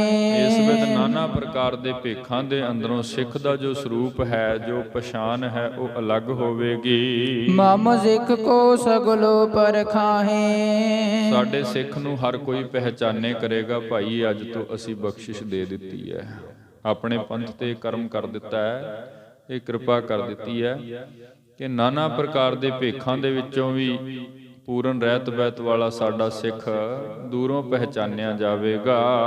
ਸੁਨਤ ਸਭਾ ਸਭ ਬਿਸਮੈ ਹੋਈ। ਜਦੋਂ ਗੁਰਦੇਵ ਇਉਂ ਕੜਕਵੀਂ ਆਵਾਜ਼ ਦੇ ਵਿੱਚ ਬੋਲ ਕਰਕੇ ਸਾਰੀ ਸਭਾ ਨੂੰ ਸੰਬੋਧਿਤ ਹੋ ਕਰਕੇ, ਸਾਰੀ ਸੰਗਤ ਨੂੰ ਸੰਬੋਧਿਤ ਹੋ ਕਰਕੇ ਇਹ ਬਚਨ ਸੁਣਾ ਰਹੇ ਸਨ, ਤੇ ਉਸ ਵਕਤ ਫਿਰ ਸੁਣਨ ਵਾਲੇ ਸਰੋਤਾ ਜਨ ਜਿਤਨੇ ਵੀ ਸਿੱਖ ਮਹਾਰਾਜ ਕੀ ਹਜ਼ੂਰੀ ਵਿੱਚ ਸ਼੍ਰੀ ਅਨੰਦਪੁਰ ਸਾਹਿਬ ਸਜੇ ਸਨ, ਇੱਕਦਮ ਸਾਰੇ ਸ਼ਾਂਤ ਹੋ ਗਏ। ਵਿਸਮੈ ਅਸਚਰਜ ਹੋ ਗਿਆ, ਵਿਸਮਾਦਿਤ ਸੁਰਤ ਜਿਹੜੀ ਸੀ ਟਿਕ ਗਈ ਤੇ ਧਿਆਨ ਕੇਵਲ ਤੇ ਕੇਵਲ ਗੁਰੂ ਦੇ ਬਚਨਾਂ ਵਿੱਚ ਹੋ ਗਿਆ। ਵਾਕ ਅਚਾਨਕ ਜਾਣਤ ਸੋਈ। ਕਿਉਂਕਿ ਅਚਾਨਕ ਵਾਕ ਫੁਰੇ ਸਨ ਤੇ ਇਹ ਕੋਈ ਆਮ ਵਾਕ ਨਹੀਂ ਨੇ। ਗੁਰਮੁਖੋ ਇਉਂ ਸਮਝ ਲਓ ਵੀ ਗੁਰੂ ਦੇ ਮੁਖ ਤੋਂ ਅਸੀਸ ਵਰਦਾਨ ਮਿਲ ਗਿਆ ਪੰਥ ਨੂੰ। ਇਹ ਕੋਈ ਆਮ ਵਾਕ ਨਹੀਂ ਵੀ, ਕਿਉਂਕਿ ਇੱਕਦਮ ਮਹਾਰਾਜ ਜੀਆਂ ਨੇ ਬਚਨ ਸੁਣਦੇ ਹੀ ਇੰਨੇ ਸਾਰੇ ਵਾਕ ਆਪਣੇ ਮੁਖ ਤੋਂ ਕੜਕੀ ਆਵਾਜ਼ ਵਿੱਚ ਸੰਗਤ ਨੂੰ ਸੁਣਾ ਦਿੱਤੇ। ਬੜੇ ਅਮੋਲਕ ਵਾਕ ਹਨ। ਪੁੰਨ ਬਨ ਜਾਰਾ ਬੂਜਨ ਕਰਿਓ। ਫਿਰ ਉਸ ਤੋਂ ਅੱਗੇ ਜਿਵੇਂ ਵਾਰਤਾ ਚੱਲ ਰਹੀ ਹੈ, ਆਏ ਹੋਏ ਉਹ ਬੰਜਾਰੇ ਸਿੱਖ ਨੇ ਮਹਾਰਾਜ ਜੀਆਂ ਤੋਂ ਇਉਂ ਕੁਝ ਪੁੱਛਣਾ ਕੀਤਾ। ਤੂੰ ਤੇ ਕਹੋ ਕਾਜ ਕਿਮ ਸਰਿਓ। ਗੁਰਦੇਵ ਕਹਿਣ ਲੱਗੇ, ਭਾਈ ਸਿੱਖਾ ਹੁਣ ਤੁਸੀਂ ਆਪਣੀ ਵਾਰਤਾ ਸੁਣਾਓ। ਕਿਉਂਕਿ ਇਹਦੇ ਗੱਲ ਦੇ ਵਿਚਾਲੇ ਗੱਲ ਆਈ ਨਾ, ਜਿਵੇਂ ਉਹਨਾਂ ਨੇ ਕਿਹਾ ਵੀ ਹੁਣ ਬਹੁਤ ਹੈ ਤੇ ਬਹੁਤ ਸਨ ਪਰ ਪਛਾਣ ਸਾਨੂੰ ਕੋਈ ਨਹੀਂ ਹੈ, ਕਿਹੜਾ ਤੁਹਾਡਾ ਸੀ ਤੇ ਕਿਹੜਾ ਉਹਨਾਂ ਨਾਲ ਰਲਿਆ। ਸੋ ਫਿਰ ਮਹਾਰਾਜ ਕਹਿਣ ਲੱਗੇ, ਭਾਈ ਸਿੱਖਾ ਹੁਣ ਦੱਸੋ ਅੱਗੇ ਜੋ ਕੁਝ ਹੋਇਆ ਹੈ। ਕਹਿਤ ਭਇਓ ਲੈ ਬਿਖ ਪਵ ਨੇਰੇ। ਤੇ ਫਿਰ ਅੱਗੇ ਉਹ ਸਿੱਖ ਕਹਿਣ ਲੱਗਾ, ਮਹਾਰਾਜ ਸੱਚੇ ਪਾਤਸ਼ਾਹ ਅੱਗੇ ਜਿਸ ਵੇਦ ਆਪ ਜੀਆਂ ਨੇ ਕਿਰਪਾ ਕੀਤੀ, ਕਹਿਤ ਭਇਓ ਲੈ ਬ੍ਰਿਖ ਕਨੇਰੇ। ਜਿਸ ਵਕਤ ਗੁਰੂ ਤੇਗ ਬਹਾਦਰ ਮਹਾਰਾਜ ਜੀ ਕੀ ਸ਼ਹਾਦਤ ਹੋ ਰਹੀ ਹੈ ਦਿੱਲੀ ਚਾਂਦਨੀ ਚੌਂਕ ਦੇ ਅੰਦਰ, ਤੇ ਉੱਥੋਂ ਥੋੜੀ ਦੂਰੀ ਤੋਂ ਹੀ ਅਸੀਂ ਸ਼ਾਹੀ ਸਮਾਨ ਨੂੰ ਲਿਜਾਣ ਦੇ ਲਈ, ਰਸਦ ਜਿਹੜੀ ਉਹ ਢੋਣ ਦੇ ਲਈ ਆਪਣੇ ਬਹੁਤ ਸਾਰੇ ਬਲਦ ਗੱਡੇ ਲੈ ਕਰਕੇ ਲੰਘ ਰਹੇ ਸੀ। ਪਹੁੰਚੋ ਜਾਏ ਗੁਰੂ ਤਰ ਨੇਰੇ। ਤੇ ਜਿਵੇਂ ਹੀ ਉੱਥੇ ਔਰੰਗਜ਼ੇਬ ਵੱਲੋਂ ਇਹ ਕਾਰਾ ਕੀਤਾ ਗਿਆ, ਇਹ ਸਾਕਾ ਵਰਤਿਆ, ਤੇ ਉਸ ਵਕਤ ਹੀ ਅਸੀਂ ਉੱਥੋਂ ਨਾਲੋਂ ਹੀ ਥੋੜੀ ਦੂਰੀ ਤੋਂ ਲੰਘ ਰਹੇ ਸੀ ਤੇ ਸਾਨੂੰ ਵੀ ਖਬਰ ਮਿਲ ਗਈ ਕਿ ਗੁਰੂ ਤੇਗ ਬਹਾਦਰ ਮਹਾਰਾਜ ਜੀਆਂ ਨੂੰ ਇਹਨਾਂ ਦੁਸ਼ਟਾਂ ਨੇ ਇਹਨਾਂ ਨੇ ਕਤਲ ਕਰ ਦਿੱਤਾ ਹੈ। ਮਹਾਰਾਜ ਜੀ ਕੇ ਸੀਸ ਜਿਹੜੇ ਹਨ ਨਾ ਧੜ ਤੋਂ ਜੁਦਾ ਕਰ ਦਿੱਤੇ। ਸੋ ਜਿਵੇਂ ਖਬਰ ਮਿਲੀ ਤੇ ਨਾਲ ਇਹ ਵੀ ਹੈ ਵੀ ਉਸ ਵਕਤ ਕੁਝ ਕੁਦਰਤੀ ਤੌਰ ਤੇ ਵੀ ਕੁਝ এনवायरमेंट ਦੇ ਵਿੱਚ ਜਿਵੇਂ ਹਨੇਰ ਚੜ ਆਇਆ, ਕੁਝ ਐਸਾ ਅੱਗੇ ਉਹ ਵੀ ਜ਼ਿਕਰ ਹੈ। ਸੋ ਉਸੇ ਵਕਤ ਹੀ ਫਿਰ ਅਸੀਂ ਆਪਣੀ ਦਿਸ਼ਾ ਮੋੜ ਕਰਕੇ ਉਸ ਪਾਸੇ ਚਾਂਦਨੀ ਚੌਂਕ ਵਾਲੇ ਪਾਸੇ ਚੱਲ ਪਏ ਸੀ। ਮਹਾਦੂਰ ਬਾਉ ਤੇ ਪਈ। ਤੇ ਜਿਸ ਵਕਤ ਮਹਾਰਾਜ ਜੀ ਕੀ ਸ਼ਹਾਦਤ ਹੋਈ, ਜਿਵੇਂ ਅਸਮਾਨ ਦੇ ਵਿੱਚੋਂ ਭਯੰਕਰ ਹਨੇਰ ਉੱਠਿਆ ਤੇ ਮਹਾ ਧੂੜ ਉੱਠ ਪਈ। ਧੂੜ ਤੋਂ ਭਾਵ ਜਿਵੇਂ ਹਨੇਰ ਉੱਠਦਾ ਤੇ ਕਿਸੇ ਨੂੰ ਕੁਝ ਨਾ ਸੁੱਝਿਆ, ਕੁਝ ਨਾ ਦਿਖਿਆ। ਤੇ ਕੁਦਰਤੀ ਸੀ, ਔਰੰਗਜ਼ੇਬ ਰੋਜ਼ ਕਹਿੰਦਾ ਸੀ ਕਰਾਮਾਤ ਦਿਖਾਓ। ਸੋ ਉਸ ਵਕਤ ਬਹੁਤ ਤੇਜ਼ ਵੇਗ ਦੇ ਅੰਦਰ ਵਾਯੂ ਜਿਹੜੀ ਹੈ ਉਹ ਵਗਣੀ ਸ਼ੁਰੂ ਹੋਈ ਤੇ ਬਹੁਤ ਭਾਰੀ ਧੂੜ ਉੱਠ ਪਈ ਹੈ। ਦਸੋ ਦਿਸ਼ਾ ਨ ਜਾਣੀ ਗਈ। ਤੇ ਕਿਸੇ ਨੂੰ ਇਹ ਵੀ ਨਹੀਂ ਪਤਾ ਲੱਗ ਰਿਹਾ ਵੀ ਇਹ ਹਵਾ ਚੱਲ ਕਿਸ ਦਿਸ਼ਾ ਦੀ ਰਹੀ ਹੈ। ਜਿਵੇਂ ਇਉਂ ਕਹਿ ਲਈਏ ਵੀ ਅਸਮਾਨ ਨੇ ਵੀ ਕ੍ਰੋਧ ਕੀਤਾ। ਕਿਤਨੇ ਮਹਾਬਲੀ ਪੁਰਖ ਜਿਨ੍ਹਾਂ ਦਾ ਜ਼ਬਰਦਸਤੀ ਨਾਲ ਸੀਸ ਜਿਹੜਾ ਹੈ ਇਸ ਜ਼ੁਲਮੀ ਬਾਦਸ਼ਾਹ ਨੇ ਕਲਮ ਕਰ ਦਿੱਤਾ। ਸੋ ਉਸ ਵਕਤ ਜਿਹੜੀ ਹਵਾ ਚੱਲੀ ਹੈ ਨਾ, ਕੋਈ ਉਹਦੀ ਦਿਸ਼ਾ ਨਹੀਂ ਵੀ ਕਿਸ ਪਾਸੋਂ ਕਿੱਧਰ ਦੀ ਹਵਾ ਆ ਰਹੀ ਹੈ ਤੇ ਕਿੰਨਾ ਗਰਦ, ਕਿੰਨੀ ਧੂੜ, ਕਿੰਨੀ ਮਿੱਟੀ, ਕਿਸ ਵਿਦ ਉਹ ਇੱਕ ਭਿਆਨਕ ਮੰਜ਼ਰ ਉਸ ਵਕਤ ਬਣ ਗਿਆ ਸੀ। ਤਾਬ ਉਠਾਏ ਮੈਂ ਸਕਟ ਮਜਾਰੇ। ਤੇ ਐਨ ਉਸੇ ਵੇਲੇ ਗੁਰੂ ਕੀ ਕਿਰਪਾ ਸਹਿਤ ਅਸੀਂ ਮਹਾਰਾਜ ਸੱਚੇ ਪਾਤਸ਼ਾਹ ਜੀ ਦਾ ਜਿਹੜਾ ਧੜ ਹੈ ਨਾ ਉਹ ਆਪਣੇ ਗੱਡਿਆਂ ਵਿੱਚ ਧਰ ਲਿਆ। ਸੀਸ ਤੇ ਸਾਨੂੰ ਨਹੀਂ ਮਿਲਿਆ, ਕਿਉਂਕਿ ਸੀਸ ਦਾ ਤੇ ਉਹਨਾਂ ਨੂੰ ਵੀ ਨਹੀਂ ਪਤਾ ਲੱਗਾ ਵੀ ਕੌਣ ਲੈ ਗਿਆ, ਬਾਅਦ ਵਿੱਚ ਖਬਰ ਮਿਲੀ। ਲੇਕਿਨ ਮਹਾਰਾਜ ਜੀ ਦਾ ਧੜ ਉਸ ਥਾਂ ਤੇ ਪਿਆ ਸੀ। ਜਦੋਂ ਸ਼ਹਾਦਤ ਹੋਈ ਇਕੱਠ ਬਹੁਤ ਜ਼ਿਆਦਾ ਸਨ, ਹਨੇਰ ਚੱਲਣ ਕਰਕੇ ਹਾਹਾਕਾਰ ਮਚ ਗਈ, ਕਿਸੇ ਨੂੰ ਕੁਝ ਸਮਝ ਨਾ ਆਇਆ। ਤੇ ਐਨ ਮੌਕਾ ਤਾੜ ਕਰਕੇ, ਪਿੱਛੇ ਵੀ ਥੋੜਾ ਜਿਹਾ ਜ਼ਿਕਰ ਆਇਆ ਸੀ ਸਾਖੀ ਵਿੱਚ ਇਸ ਘਟਨਾ ਦਾ। ਸੋ ਐਨ ਮੌਕਾ ਤਾੜ ਕਰਕੇ ਤੇ ਮਹਾਰਾਜ ਸੱਚੇ ਪਾਤਸ਼ਾਹ ਜੀ ਦਾ ਪਵਿੱਤਰ ਸਰੀਰ ਅਸਾਂ ਨੇ ਆਪਣੇ ਗੱਡਿਆਂ ਦੇ ਅੰਦਰ ਲੁਕੋ ਲਿਆ ਹੈ। ਤਰ ਕਰ ਤਰ ਨਿਜ ਬਿਖ ਪਵ ਸੰਭਾਰੇ। ਤੇ ਜਿਸ ਗੱਡੇ ਵਿੱਚ ਗੁਰੂ ਤੇਗ ਬਹਾਦਰ ਮਹਾਰਾਜ ਜੀ ਕੀ ਪਾਵਨ ਦੇਹ ਸੰਭਾਲੀ ਹੈ, ਫਿਰ ਉਸ ਵਕਤ ਅਸੀਂ ਆਪ ਉਸ ਗੱਡੇ ਦੀ ਉਹਨੂੰ ਚਲਾਉਣਾ ਕੀਤਾ, ਭਾਵ ਉਹਦੀ ਸੰਭਾਲ ਕੀਤੀ। ਵੀ ਪਤਾ ਹੈ ਵੀ ਕਿਤੇ ਹੁਕਮਰਾਨ ਜਿਵੇਂ ਕਿਵੇਂ ਕਿਤੇ ਸੂਹ ਮਿਲ ਗਈ ਤੇ ਉਹ ਸਾਨੂੰ ਵੀ ਗ੍ਰਿਫਤਾਰ ਕਰ ਲੈਣਗੇ, ਕਿਉਂਕਿ ਹੁਕਮ ਬੜੇ ਭਿਅੰਕਰ ਸਨ। ਸੋ ਜਿਵੇਂ ਹੀ ਜਿਸ ਗੱਡੇ ਦੇ ਅੰਦਰ ਮਹਾਰਾਜ ਜੀ ਕੀ ਦੇਹ ਦੀ ਸੰਭਾਲ ਕੀਤੀ ਹੈ, ਉਸ ਨੂੰ ਸੰਭਾਲ ਕਰਕੇ ਤੇ ਉਸੇ ਹਨੇਰ ਵਿੱਚ ਹੀ ਉਸ ਸਥਾਨ ਤੋਂ ਉਸ ਨੂੰ ਤੋਰ ਲਿਆ ਹੈ। ਪਾਛੇ ਖੋਜਨ ਲਗੇ ਕਨੇਰੇ। ਤੇ ਜਿਸ ਵਿਦ ਮਹਾਰਾਜ ਜੀ ਦਾ ਧੜ ਸੰਭਾਲਿਆ, ਪਿੱਛੇ ਜਿਤਨੇ ਵੀ ਉੱਥੇ ਪਹਿਰੇ ਤੇ ਸਿਪਾਹੀ ਲੱਗੇ ਹੋਏ ਸਨ ਉਹਨਾਂ ਵਿੱਚ ਵੀ ਰੋਲਾ ਪੈ ਗਿਆ। ਉਹ ਵੀ ਖੋਜਣ ਲੱਗੇ ਵੀ ਦੇ ਗਈ ਕਿੱਧਰ, ਕੌਣ ਲੈ ਗਿਆ, ਕਿਉਂਕਿ ਗੱਡਾ ਇੱਕ ਨਹੀਂ ਸੀ, ਬਹੁਤ ਸਾਰੇ ਉੱਥੇ ਬਲਦ ਗੱਡੇ ਸਨ ਉਹਨਾਂ ਪਾਸ। ਸੋ ਉਹ ਵੀ ਬਹੁਤ ਜਲਦੀ ਉੱਥੇ ਉਹ ਦੇਸ਼ ਉਹ ਸਤਿਗੁਰੂ ਜੀ ਕੀ ਪਵਿੱਤਰ ਦੇਹ ਨੂੰ ਖੋਜ ਰਹੇ ਸਨ। ਨਹਿ ਪਾਇਓ ਤਰ ਸਭ ਬਿਦਹੇਰੇ।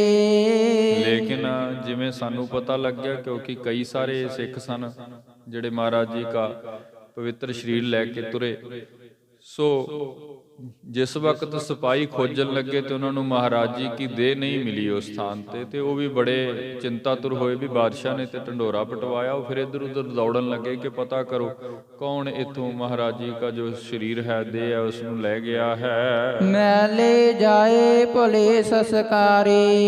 ਤੇ ਇਹ ਆਇਆ ਹੋਇਆ ਸਿੱਖ ਜੀ ਦਾ ਇਤਿਹਾਸ, ਨਾਮ ਸਾਡੇ ਇਤਿਹਾਸ ਵਿੱਚ ਬੜਾ ਮਹਾਨ ਹੈ। ਭਾਈ ਲੱਖੀ ਸ਼ਾਹ ਵਣਜਾਰਾ ਸੀ, ਉਸ ਨੂੰ ਕਹਿੰਦੇ ਆ, ਵਣਜਾਰਾ ਸਿੱਖ ਹੈ। ਨਾਲ ਹੋਰ ਵੀ ਇਹਦੇ ਕੁਟੰਬੀ ਕਹਿ ਲਈਏ, ਇਹਦੇ ਨਾਲ ਕਾਰਜ ਕਰਨ ਵਾਲੇ ਪਿਆਰ ਵਾਲੇ ਸਿੱਖ।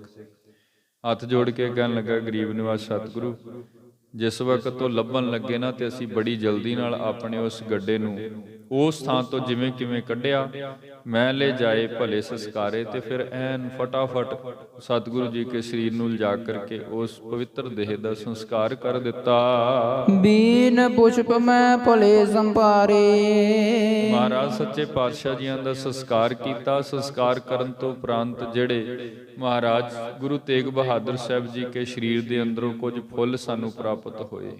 ਆਪਾਂ ਫੁੱਲ ਚੁਗਦੇ ਆ ਨਾ ਜਦੋਂ ਕਿਸੇ ਪ੍ਰਾਣੀ ਦਾ ਸੰਸਕਾਰ ਹੁੰਦਾ, ਸੋ ਜਿਹੜੇ ਫੁੱਲ ਸਾਨੂੰ ਪ੍ਰਾਪਤ ਹੋਏ ਉਹਨਾਂ ਨੂੰ ਫਿਰ ਭਲੇ ਤਰੀਕੇ ਨਾਲ ਸੰਭਾਲ ਕੇ ਰੱਖ ਲਿਆ ਹੈ ਮਹਾਰਾਜ। ਤੇ ਇਹ ਵੀ ਹੈ ਕਿਵੇਂ ਕੀਤਾ, ਥੋੜਾ ਇਹ ਵੀ ਆਪਾਂ ਦੁਬਾਰਾ ਫਿਰ ਵਾਚ ਲੈਂਦੇ ਆ। ਇਹ ਸਿੱਖ ਨੇ ਉਸ ਗੱਡੇ ਨੂੰ ਆਪਣੇ ਘਰ ਐਨ ਤੁਰ ਅੰਦਰ ਤੱਕ ਲੈ ਗਿਆ, ਜਿਵੇਂ ਕਿਵੇਂ ਉੱਥੇ ਜਿੰਨੀ ਕੁ ਸੋਚ ਸਮਗਰੀ ਇਹਦੇ ਘਰ ਵਿੱਚ ਇਹਦੇ ਹੱਥ ਲੱਗੀ, ਕਿਉਂਕਿ ਸਮਾਂ ਬਹੁਤ ਘੱਟ ਸੀ। ਹਕੂਮਤ ਵਿੱਚ ਹਾਹਾਕਾਰ ਮਚ ਗਈ ਸੀ, ਤਲਾਸ਼ੀਆਂ ਹੋ ਰਹੀਆਂ ਸਨ, ਪਹਿਰੇ ਲੱਗ ਗਏ ਸਨ, ਹੁਕਮਰਾਨ ਫਿਰ ਰਹੇ ਸਨ ਲੱਭਦੇ। ਸੋ ਜਿਵੇਂ ਹੀ ਇਸ ਨੂੰ ਮੌਕਾ ਮਿਲਿਆ, ਇਸ ਨੇ ਆਪਣੇ ਘਰ ਦੀ ਸਾਰੀ ਸੋਚ ਸਮਗਰੀ ਇਕੱਤਰ ਕਰਕੇ ਤੇ ਆਪਣੇ ਘਰ ਨੂੰ ਹੀ ਅੱਗ ਲਾ ਦਿੱਤੀ। ਰੌਲਾ ਪਾ ਦਿੱਤਾ ਕਿ ਹਨੇਰ ਵਿੱਚ ਅੱਗ ਲੱਗ ਗਈ ਹੈ, ਮੇਰਾ ਬਹੁਤ ਕੁਝ ਨਾਸ ਹੋ ਗਿਆ ਹੈ। ਇਹਦਾ ਸਬੰਧ ਥੋੜਾ ਜਿਹਾ ਸਰਕਾਰੀ ਦਰਬਾਰੇ ਹੋਣ ਕਰਕੇ ਬਹੁਤਾ ਸ਼ੱਕ ਨਹੀਂ ਹੋਇਆ। ਕਿਉਂਕਿ ਉਹ ਵਿਸ਼ਵਾਸ ਵੀ ਕਰਦੇ ਸਨ। ਚਲੋ ਇਹ ਇੱਕ ਗੁਰੂ ਦੀ ਕਿਰਪਾ ਨਾਲ ਮੌਕਾ ਬਣ ਗਿਆ। ਬੜੇ ਬਾਅਦ ਵਿੱਚ ਇਹਨਾਂ ਗੱਲਾਂ ਦਾ ਇਲਮ ਉਹਨਾਂ ਨੂੰ ਪਤਾ ਲੱਗਾ ਕਿ ਇਹ ਇਦਾਂ ਸਭ ਕੁਝ ਵਰਤਿਆ ਹੈ। ਕਿਰਪਾ ਸੀ ਕਵਾਂਗੇ ਗੁਰੂ ਤੇਗ ਬਹਾਦਰ ਮਹਾਰਾਜ ਜੀ ਕੀ ਹੈ। ਇਸ ਗੁਰਮੁਖ ਨੇ ਆਪਣਾ ਸਾਰਾ ਘਰ ਸਤਿਗੁਰੂ ਜੀ ਕੇ ਭੇਟ ਕਰ ਦਿੱਤਾ, ਜਿਤਨੀ ਸੋਚ ਸਮਗਰੀ, ਕਿਉਂਕਿ ਮਹਾਰਾਜ ਜੀ ਕੇ ਪਵਿੱਤਰ ਸਰੀਰ ਨੂੰ ਸਾਂਭਣ ਦੇ ਲਈ, ਸੰਸਕਾਰ ਕਰਨ ਦੇ ਲਈ ਸਮੇਤ ਗੱਡੇ ਸਤਿਗੁਰੂ ਜੀ ਕੇ ਪਵਿੱਤਰ ਸਰੀਰ ਦਾ ਇਸ ਨੇ ਸੰਸਕਾਰ ਕਰ ਦਿੱਤਾ। ਤੇ ਸੰਸਕਾਰ ਹੋਣ ਤੋਂ ਉਪਰੰਤ ਜਿਵੇਂ ਹੀ ਉਹ ਅਗਨ ਠੰਡੀ ਹੋਈ, ਇਸ ਗੁਰਮੁਖ ਨੇ ਆਪਣੇ ਨਾਲ ਕੁਝ ਸਿੱਖ ਹੋਰ ਲਾ ਕਰਕੇ ਸਤਿਗੁਰੂ ਜੀ ਕੇ ਜਿਹੜੇ ਪਵਿੱਤਰ ਫੁੱਲ ਹਨ ਸਰੀਰ ਦੇ, ਜੋ ਅਸਥੀਆਂ ਜਿਨ੍ਹਾਂ ਨੂੰ ਆਪਾਂ ਕਹਿੰਦੇ ਆ, ਫਿਰ ਉਹ ਵੀ ਇਸ ਨੇ ਬੜੀ ਜੁਗਤ ਦੇ ਨਾਲ ਸੰਭਾਲੇ ਹਨ। ਤਾਂਬਰ ਗਾਗਰਾਂ ਦੋਏ ਮਹਿ ਪਾਏ। ਦੋ ਤਾਂਬੇ ਦੀਆਂ ਗਾਗਰਾਂ ਲੈ ਕਰਕੇ ਤੇ ਸਤਿਗੁਰੂ ਗੁਰੂ ਤੇਗ ਬਹਾਦਰ ਮਹਾਰਾਜ ਜੀ ਕੇ ਅਸਥੀਆਂ ਫੁੱਲ ਜਿਹੜੇ ਹਨ ਉਹਦੇ ਵਿੱਚ ਪਾ ਕਰਕੇ ਬੜੇ ਸੁਚੱਜੇ ਤਰੀਕੇ ਨਾਲ ਸਾਂਭ ਦਿੱਤੇ ਸਨ।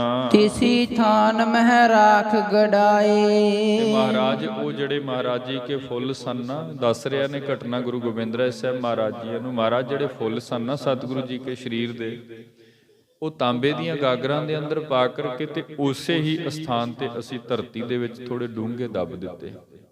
ਉਸੇ ਸਥਾਨ ਤੇ ਸਾਂਭ ਲਏ। ਇਸ ਵਿਧ ਸਾਂਭੇ ਸਨ ਕਿਉਂਕਿ ਹੋਰ ਸਮਾਂ ਇਜਾਜ਼ਤ ਨਹੀਂ ਦਿੰਦਾ ਸੀ ਵੱਡੇ ਕਰਮ ਧਰਮ ਕਰਨ ਦੀ।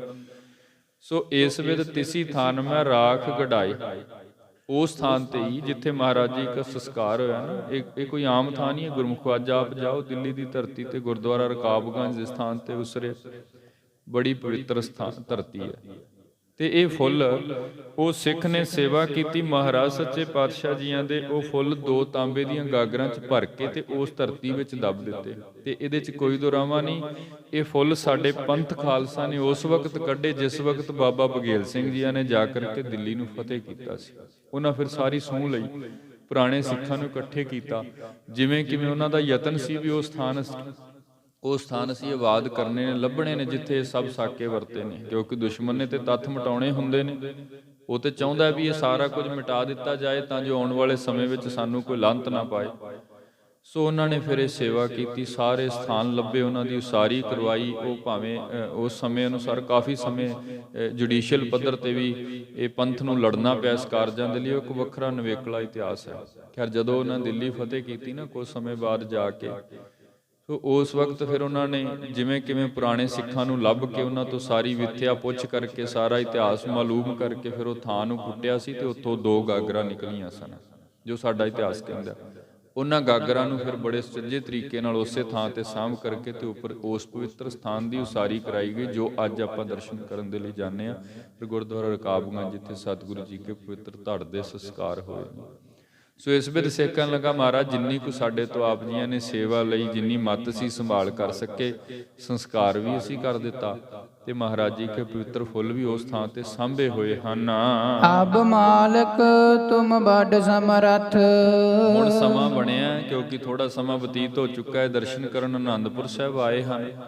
ਹੁਣ ਸਮਾਂ ਬਣਿਆ ਗੁਰਦੇਵ ਆਪ ਸਮਰੱਥ ਹੋ, ਜਿਵੇਂ ਆਪ ਉਚਿਤ ਸਮਝੋ, ਜਿਵੇਂ ਆਪ ਹੁਕਮ ਦੇਵੋ ਉਸੇ ਵੇਦ ਅੱਗੇ ਅਸੀਂ ਕਾਰਜ ਕਰਾਂਗੇ, ਜਾਂ ਅੱਗੇ ਗੁਰੂ ਪੰਥ ਦੇ ਜੋ ਵੀ ਸਿੱਖ ਹਨ ਉਹ ਇਸ ਸੇਵਾ ਨੂੰ ਕਰਨਗੇ ਜੀ। ਕਰਨ ਕਰਾਵਨ ਸਭ ਬਿਦ ਹੱਥ। ਕਿਉਂਕਿ ਜੋ ਵੀ ਕਾਰਨ ਹੈ, ਕਿਵੇਂ ਬਣਦਾ, ਕੀ ਕੁਝ ਹੁੰਦਾ ਹੈ, ਸਭ ਆਪ ਜੀ ਕੇ ਹੱਥ ਵਿੱਚ ਹੈ। ਜਿਵੇਂ ਆਪ ਜੀ ਕੀ ਮੌਜ ਹੈ ਜੀ। ਸੁਨ ਪ੍ਰਸੰਨ ਤਿਸ ਪਰ ਤਬ ਹੋਏ। ਮਹਾਰਾਜ ਜੀਆਂ ਨੇ ਜਿਸ ਵਕਤ ਤੇ ਸਾਰੀ ਘਟਨਾ ਇਸ ਸਿੱਖ ਪਾਸੋਂ ਸਰਵਣ ਕੀਤੀ ਨਾ, ਜਿਹੜੇ ਦਿੱਲੀ ਦੇ ਹੋਰ ਵੀ ਸਿੱਖ ਆਏ ਸਨ, ਮਹਾਰਾਜ ਬਹੁਤ ਪ੍ਰਸੰਨ ਹੋਏ। ਧੰਨ ਗੁਰੂ ਗੋਬਿੰਦ ਰਾਏ ਸਾਹਿਬ ਜੀ ਮਹਾਰਾਜ ਬਹੁਤ ਪ੍ਰਸੰਨ ਹੋਏ ਨਾ, ਤੇ ਬੜੀਆਂ ਅਸੀਸਾਂ ਦਿੱਤੀਆਂ। ਕਹਿ ਮਹਾਰਾਜ ਨੇ ਕਿਹਾ ਧੰਨ ਸਿੱਖੋ, ਧੰਨ ਤੁਹਾਡੀ ਸਿੱਖੀ ਜਿਨ੍ਹਾਂ ਨੇ ਇਸ ਵਿਦ ਗੁਰੂ ਦੀ ਨਿਭਾਈ ਹੈ।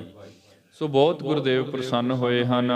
ਜਨਮ ਮਰਨ ਬੰਧਨ ਦੁਖ ਹੋਏ। ਤੇ ਆਪਣੇ ਪਵਿੱਤਰ ਮੁਖ ਤੋਂ ਅਸੀਸ ਦਿੱਤੀ ਕਿ ਭਾਈ ਸਿੱਖੋ ਤੁਹਾਡਾ ਜਨਮ ਮਰਨ ਕੱਟਿਆ ਗਿਆ। ਇਹ ਜਿਹੜੀ ਸੇਵਾ ਤੁਸੀਂ ਕੀਤੀ ਹੈ ਨਾ, ਇਹ ਸੇਵਾ ਦਾ ਫਲ ਹੈ, ਇਹ ਸੇਵਾ ਦਾ ਮਹਾਤਮ ਹੈ, ਕਿਉਂਕਿ ਤੁਸਾਂ ਨੇ ਉਸ ਔਖੇ ਸਮੇਂ ਦੇ ਵਿੱਚ ਆਪਣੇ ਗੁਰੂ ਦੇ ਪਵਿੱਤਰ ਸਰੀਰ ਦਾ ਸੰਸਕਾਰ ਕਰਕੇ ਇਤਨਾ ਮਹਾਨ ਪਰਉਪਕਾਰੀ ਕਾਰਜ ਕੀਤਾ ਹੈ ਕਿ ਤੁਹਾਡਾ ਜਨਮ ਮਰਨ ਗੁਰੂ ਦੇ ਘਰ ਵਿੱਚੋਂ ਕੱਟਿਆ ਗਿਆ।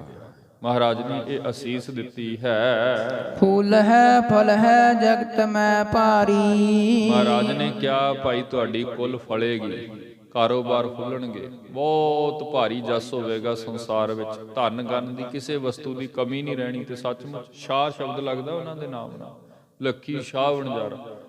ਸੋ ਤੁਹਾਡੇ ਵਪਾਰ ਚੜ੍ਹਦੀ ਕਲਾ ਵਿੱਚ ਰਹਿਣਗੇ, ਬਹੁਤ ਕਾਰੋਬਾਰ ਚੱਲਣਗੇ। ਬੜੀਆਂ ਅਸੀਸਾਂ ਗੁਰਦੇਵ ਨੇ ਤਰੁੱਟ ਕਰਕੇ ਦਿੱਤੀਆਂ ਹਨ। ਹੋਏ ਸੁਖ ਗੁਰ ਕਾਇਆ ਸੰਸਕਾਰੀ। ਗੁਰਦੇਵ ਜੀ ਦੀ ਕਾਇਆ ਦੇ ਸੰਸਕਾਰ ਕਰਨ ਦਾ ਫਲ ਤੁਹਾਨੂੰ ਇਹ ਮਿਲੇਗਾ ਕਿ ਰਹਿੰਦੀਆਂ ਕੁਲਾਂ ਤੱਕ ਤੁਹਾਡੇ ਘਰਾਂ ਵਿੱਚ ਸੁਖ ਬਣੇ ਰਹਿਣਗੇ। ਪੁਸ਼ਪ ਰਹਿਣ ਦੇ ਤਿਸ ਹੀ ਥਾਨ। ਨਾਲ ਮਹਾਰਾਜ ਕਹਿਣ ਲੱਗੇ ਕਿ ਜਿਹੜੇ ਮਹਾਰਾਜ ਜੀ ਕੇ ਪਵਿੱਤਰ ਫੁੱਲ ਹਨ, ਅਸਥੀਆਂ ਜਿਵੇਂ ਗਾਗਰਾਂ ਵਿੱਚ ਪਾ ਕੇ ਉਸ ਥਾਂ ਤੇ ਦੱਬੀਆਂ, ਗੁਰਦੇਵ ਕਹਿਣ ਲੱਗੇ ਕਿ ਉਹਨਾਂ ਨੂੰ ਉਸੇ ਥਾਂ ਤੇ ਪਈਆਂ ਰਹਿਣ ਦੇਣਾ। ਕਿਸੇ ਨੂੰ ਕੋਈ ਇਲਮ ਨਹੀਂ ਦੇਣਾ, ਕੋਈ ਭੇਤ ਨਹੀਂ ਦੇਣਾ, ਕਿਉਂਕਿ ਹੁਕਮਰਾਨ ਐਸੇ ਨੇ।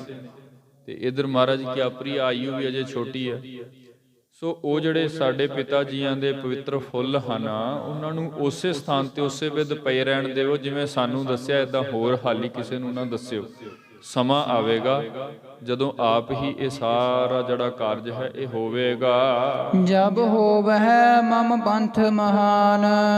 ਉਹ ਸਮਾਂ ਆਵੇਗਾ ਜਦੋਂ ਸਾਡਾ ਪੰਥ ਮਹਾਨ ਚੜ੍ਹਦੀ ਕਲਾ ਵਿੱਚ ਹੋਵੇਗਾ। ਪੰਥ ਦੀ ਬੜੀ ਬਖਸ਼ਿਸ਼ ਹੋਵੇਗੀ, ਪੰਥ ਦਾ ਨਾਮ ਚੱਲੇਗਾ। ਅੱਗੇ ਜਿਹੜੇ ਸਿੱਖ ਜਰਨੈਲ ਸਰਦਾਰ ਇਹਨਾਂ ਤਖਤਾਂ ਤੇ ਬਹਿਣਗੇ, ਤੇ ਉਹ ਲਗਭਗ 17ਵੀਂ ਸਦੀ ਦੇ ਅੱਧ ਤੋਂ ਫਿਰ ਉਹ ਜਿਹੜਾ ਸਾਰਾ ਕਾਰਜ ਪ੍ਰਾਰੰਭ ਹੋ ਗਿਆ। ਬਾਬਾ ਬਗੇਲ ਸਿੰਘ, ਬਾਬਾ ਜੱਸਾ ਸਿੰਘ, ਬਾਬਾ ਬੰਦਾ ਸਿੰਘ ਜੀ ਬਹਾਦਰ, ਜਿਨ੍ਹਾਂ ਨੇ ਇਸ ਪੰਜਾਬ ਦੇਸ਼ ਦੀ ਮੁਹਿੰਮ ਨੂੰ ਫਤਿਹ ਕਰ ਮਾਰਿਆ, ਸਰਹੰਦ ਦੇ ਸੂਬੇਦਾਰ ਦਾ ਸਭ ਕੁਝ ਉਜਾੜ ਕੇ ਰੱਖ ਦਿੱਤਾ। ਅੱਗੇ ਫਿਰ ਜਿਵੇਂ ਜਿਵੇਂ ਪੰਥ ਦੇ ਸਰਦਾਰ ਜਿਨ੍ਹਾਂ ਨੇ ਗੁਰੂ ਪੰਥ ਦਾ ਪ੍ਰਚਾਰ ਪ੍ਰਸਾਰ ਕੀਤਾ, ਗੁਰੂ ਖਾਲਸੇ ਨੂੰ ਸੰਭਾਲਿਆ, ਸੋ ਉਹ ਜਦੋਂ ਸਮਾਂ ਆਵੇਗਾ ਜਬ ਹੋਵੇ ਮਮ ਪੰਥ ਮਹਾਨ। ਆ ਜਿਹੜਾ ਹੁਣ ਅਸੀਂ ਕਾਰਜ ਸ਼ੁਰੂ ਕਰ ਰਹੇ ਹਾਂ ਨਾ, ਕਿਉਂਕਿ ਖੰਡੇ ਬਾਟੇ ਦੀ ਪੌ ਲੱਗੇ, ਉਹ ਸਾਰਾ ਕੁਝ ਮਹਾਰਾਜ ਨੇ ਬਖਸ਼ਿਸ਼ ਕਰਨੀ। ਜਦੋਂ ਸਾਡਾ ਪੰਥ ਚੜ੍ਹਦੀ ਕਲਾ ਵਿੱਚ ਹੋਵੇਗਾ ਜੀ, ਬਨ ਹੈ ਦਿਹੁਰਾ ਥਲ ਪਰਖੈ ਹੈ। ਤੇ ਉਸ ਵਕਤ ਫਿਰ ਇਹ ਜਿਹੜਾ ਸਾਡਾ ਪੰਥ ਹੈ, ਸਾਡੇ ਸਾਜੇ ਹੋਏ ਸਿੱਖ ਖਾਲਸੇ ਜਿਹੜੇ ਹੋਣਗੇ, ਉਹ ਆਪ ਹੀ ਉਸ ਸਥਾਨ ਤੇ ਪਹੁੰਚ ਜਾਣਗੇ ਤੇ ਉੱਥੇ ਜਾ ਕੇ ਸਾਡੇ ਪਿਤਾ ਜੀ ਦੀ ਯਾਦ ਆਪੇ ਹੀ ਉਸਾਰ ਲੈਣਗੇ। ਬਣੈ ਦੇਹੁਰਾ ਥਲ ਪਰਖੈ ਹੈ। ਉਹ ਜਿਹੜੇ ਅੱਜ ਤੁਸਾਂ ਨੇ ਉਸ ਸਥਾਨ ਤੇ ਗੁਰਦੇਵ ਜੀਆਂ ਦੇ ਫੁੱਲ ਰੱਖੇ ਨੇ ਨਾ, ਉਹ ਪਰਖ ਹੋਵੇਗੀ। ਪਰਖ ਤੋਂ ਭਾਵ ਕੀ ਹੈ? ਕਿਉਂਕਿ ਉੱਥੇ ਵੀ ਇਤਿਹਾਸ ਦਾ ਇੱਕ ਲੰਬਾ ਪੱਖ ਹੈ, ਉੱਥੇ ਵੀ ਇਸ ਗੱਲ ਦੀ ਪਰਖ ਹੋਵੇਗੀ ਤੇ ਪਤਾ ਲੱਗੇਗਾ ਵੀ ਸੱਚਮੁੱਚ ਇਹੀ ਸਥਾਨ ਹੈ। ਉਹ ਇੱਕ ਇਉਂ ਕਹਿ ਲਈਏ ਵੀ ਸਬੂਤ ਬਣ ਜਾਏਗਾ। ਉਵੇਂ ਜੇ ਕੋਈ ਕਵੇ ਨਾ ਕਿਉਂਕਿ ਉਹ ਜਿਹੜਾ ਸਥਾਨ ਹੈ ਨਾ ਗੁਰਮੁਖੋ, ਜੇ ਦਿੱਲੀ ਦੇ ਇਤਿਹਾਸ ਵਿੱਚ ਅਸੀਂ ਵੇਖਾਂਗੇ ਨਾ ਤੇ ਉੱਥੇ ਕਾਫੀ ਲੰਬਾ ਸਮਾਂ ਗੁਰੂ ਪੰਥ ਨੂੰ ਉਹ ਲੜਾਈ ਲੜਨੀ ਪਈ ਹੈ। ਇੱਕ ਗੁਰਦੁਆਰਾ ਸੀਸਗੰਜ ਸਾਹਿਬ ਤੇ ਇੱਕ ਰਕਾਬਗੰਜ ਸਾਹਿਬ, ਇਹਨਾਂ ਦੋ ਸਥਾਨਾਂ ਦੀ ਆਬਾਦ ਕਰਨ ਵਿੱਚ, ਇਹਨਾਂ ਦੋ ਸਥਾਨਾਂ ਦੀ ਉਸਾਰੀ ਕਰਨ ਵਿੱਚ, ਚਲੋ ਅਸਥਾਨ ਤੇ ਉਦੋਂ ਹੀ ਪਵਿੱਤਰ ਹੋ ਗਿਆ ਜਦੋਂ ਗੁਰਦੇਵ ਜੀ ਕੀ ਸ਼ਹਾਦਤ ਹੋਈ ਜਾਂ ਜਦੋਂ ਸੀਸ ਦੇ ਸੰਸਕਾਰ ਹੋਏ, ਲੇਕਿਨ ਇਹਨਾਂ ਦੋ ਸਥਾਨਾਂ ਤੇ ਗੁਰੂ ਸਥਾਨਾਂ ਦੀ ਉਸਾਰੀ ਕਰਨ ਵਿੱਚ ਸਿੱਖ ਪੰਥ ਨੂੰ ਬੜਾ ਜ਼ੋਰ ਲਾਉਣਾ ਪਿਆ, ਕਿਉਂਕਿ ਇੰਨੀ ਜਲਦੀ ਉਹ ਸਥਾਨ ਦੇਣ ਵਾਲੇ ਨਹੀਂ ਸਨ। ਸੋ ਉਹ ਇੱਕ ਸਬੂਤ ਬਣ ਜਾਏਗਾ। ਤੇ ਆਉਣ ਵਾਲੇ ਸਮੇਂ ਦਾ ਜਦੋਂ ਅਸੀਂ ਇਤਿਹਾਸ ਵੇਖਦੇ ਆ ਨਾ, ਜਦੋਂ ਸਥਾਨ ਲੱਭਿਆ ਪੰਥ ਨੇ ਜਾ ਕੇ, ਤੇ ਉਹ ਫਿਰ ਅੱਗੇ ਕਚਹਿਰੀਆਂ ਤੱਕ ਜਾਂ ਅੱਗੇ ਜਿਹੜੇ ਵੱਡੇ ਹੁਕਮਰਾਨ ਸਕ ਉਹਨਾਂ ਤੱਕ ਬਾਤਾਂ ਗਈਆਂ, ਤੇ ਉਹ ਕਹਿਣ ਲੱਗੇ ਵੀ ਸਾਨੂੰ ਸਬੂਤ ਦਿਓ, ਤੁਸੀਂ ਕੀ, ਤੁਹਾਡੇ ਕੋਲ ਕੀ ਸਬੂਤ ਹੈ ਵੀ ਇਹ ਉਹੀ ਸਥਾਨ ਹੈ ਜਿੱਥੇ ਇਹ ਗੁਰੂ ਤੇਗ ਬਹਾਦਰ ਮਹਾਰਾਜ ਜੀ ਕੇ ਸੰਸਕਾਰ। ਫਿਰ ਉੱਥੇ ਪੰਥ ਨੇ ਗੱਲ ਖੋਲ ਕੇ ਰੱਖੀ ਵੀ ਆਓ ਸਾਰੇ ਬਹਿ ਕੇ ਉਸ ਸਥਾਨ ਦੀ ਖੁਦਾਈ ਕਰਦੇ ਹਾਂ, ਜੇ ਉਸ ਸਥਾਨ ਤੋਂ ਸਤਿਗੁਰੂ ਜੀ ਕੀ ਉਹ ਗਾਗਰ ਨਿਕਲਦੀ ਹੈ, ਉਹ ਫੁੱਲ ਨਿਕਲਦੇ ਨੇ, ਤੇ ਫਿਰ ਸਾਨੂੰ ਉਹ ਸਥਾਨ ਤੁਹਾਨੂੰ ਦੇਣਾ ਪਵੇਗਾ। ਸੋ ਇਸ ਵੇਲੇ ਇਹ ਬਚਨ ਹੋ ਗਿਆ ਸੰਤ ਸ਼੍ਰੀ ਅਨੰਦਪੁਰ ਸਾਹਿਬ ਲਾਲ ਗੋਬਿੰਦ ਰਾਏ ਸਾਹਿਬ ਜੀ ਕੇ ਮੁਖ ਤੋਂ, ਗੁਰਦੇਵ ਜੀ ਕੇ ਮੁਖ ਤੋਂ, ਕਿ ਇਹ ਜਿਹੜੇ ਫੁੱਲ ਤੁਸਾਂ ਨੇ ਸਾਂਭੇ ਨੇ ਨਾ, ਇਹ ਨਿਸ਼ਾਨੀ ਉਸ ਵਕਤ ਕੰਮ ਆਵੇਗੀ ਜਦੋਂ ਸਾਡਾ ਪੰਥ ਜਵਾਨ ਹੋ ਕੇ ਚੜ੍ਹਦੀ ਕਲਾ ਵਿੱਚ ਜਿਹਦੇ ਝੰਡੇ ਝੂਲਣਗੇ, ਜਿਹੜੇ ਪਰਚਮ ਸੰਸਾਰ ਵਿੱਚ ਝੂਲਣਗੇ, ਤੇ ਉਸ ਵਕਤ ਫਿਰ ਉਸ ਸਥਾਨ ਤੇ ਪਿਤਾ ਜੀ ਦੀ ਯਾਦ ਉਸਾਰੀ ਕਰਨਗੇ। ਸੋ ਉਸ ਵਕਤ ਬਣੈ ਦੇਹੁਰਾ ਥਲ ਪਰਖੈ, ਉਹ ਥਾਂ ਪਰਖਣਗੇ ਜਦੋਂ ਉਹਦੀ ਖੁਦਾਈ ਹੋਵੇਗੀ, ਤੇ ਫਿਰ ਥੱਲੋਂ ਇਹ ਨਿਸ਼ਾਨੀ ਮਿਲ ਜਾਵੇਗੀ। ਤੇ ਸੱਚਮੁੱਚ ਐਸਾ ਹੀ ਹੋਇਆ। ਅਗਲੇਰੇ ਸਮਿਆਂ ਦੇ ਇਤਿਹਾਸ ਖੈਰ ਹਵਾਲੇ ਬਹੁਤ ਲੰਬੇ ਨੇ।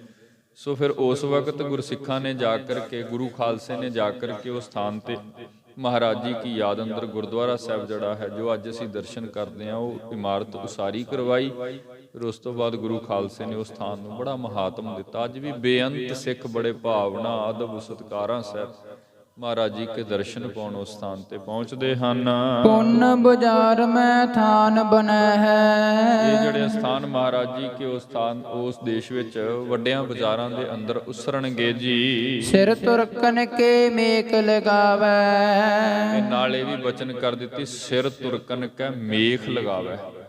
ਜਿਵੇਂ ਅੱਜ ਤੁਰਕਾਂ ਨੇ ਜੋ ਹੁਜਤ ਕੀਤੀ ਹੈ, ਜੋ ਜ਼ਬਰਦਸਤੀ ਕੀਤੀ ਹੈ, ਸਤਿਗੁਰੂ ਗੁਰੂ ਤੇਗ ਬਹਾਦਰ ਮਹਾਰਾਜ ਜੀ ਨੂੰ ਸ਼ਹੀਦ ਕੀਤਾ, ਇਹ ਇਕੱਲੀ ਸ਼ਹਾਦਤ ਨਹੀਂ, ਇਹ ਤੇ ਇੱਕ ਸਮਾਂ ਐਸਾ ਆਵੇਗਾ ਜਦੋਂ ਸਾਡਾ ਪੰਥ, ਸਾਡਾ ਖਾਲਸਾ ਪੰਥ ਜਗਤ ਵਿੱਚ ਵਿਦਤੇਗਾ।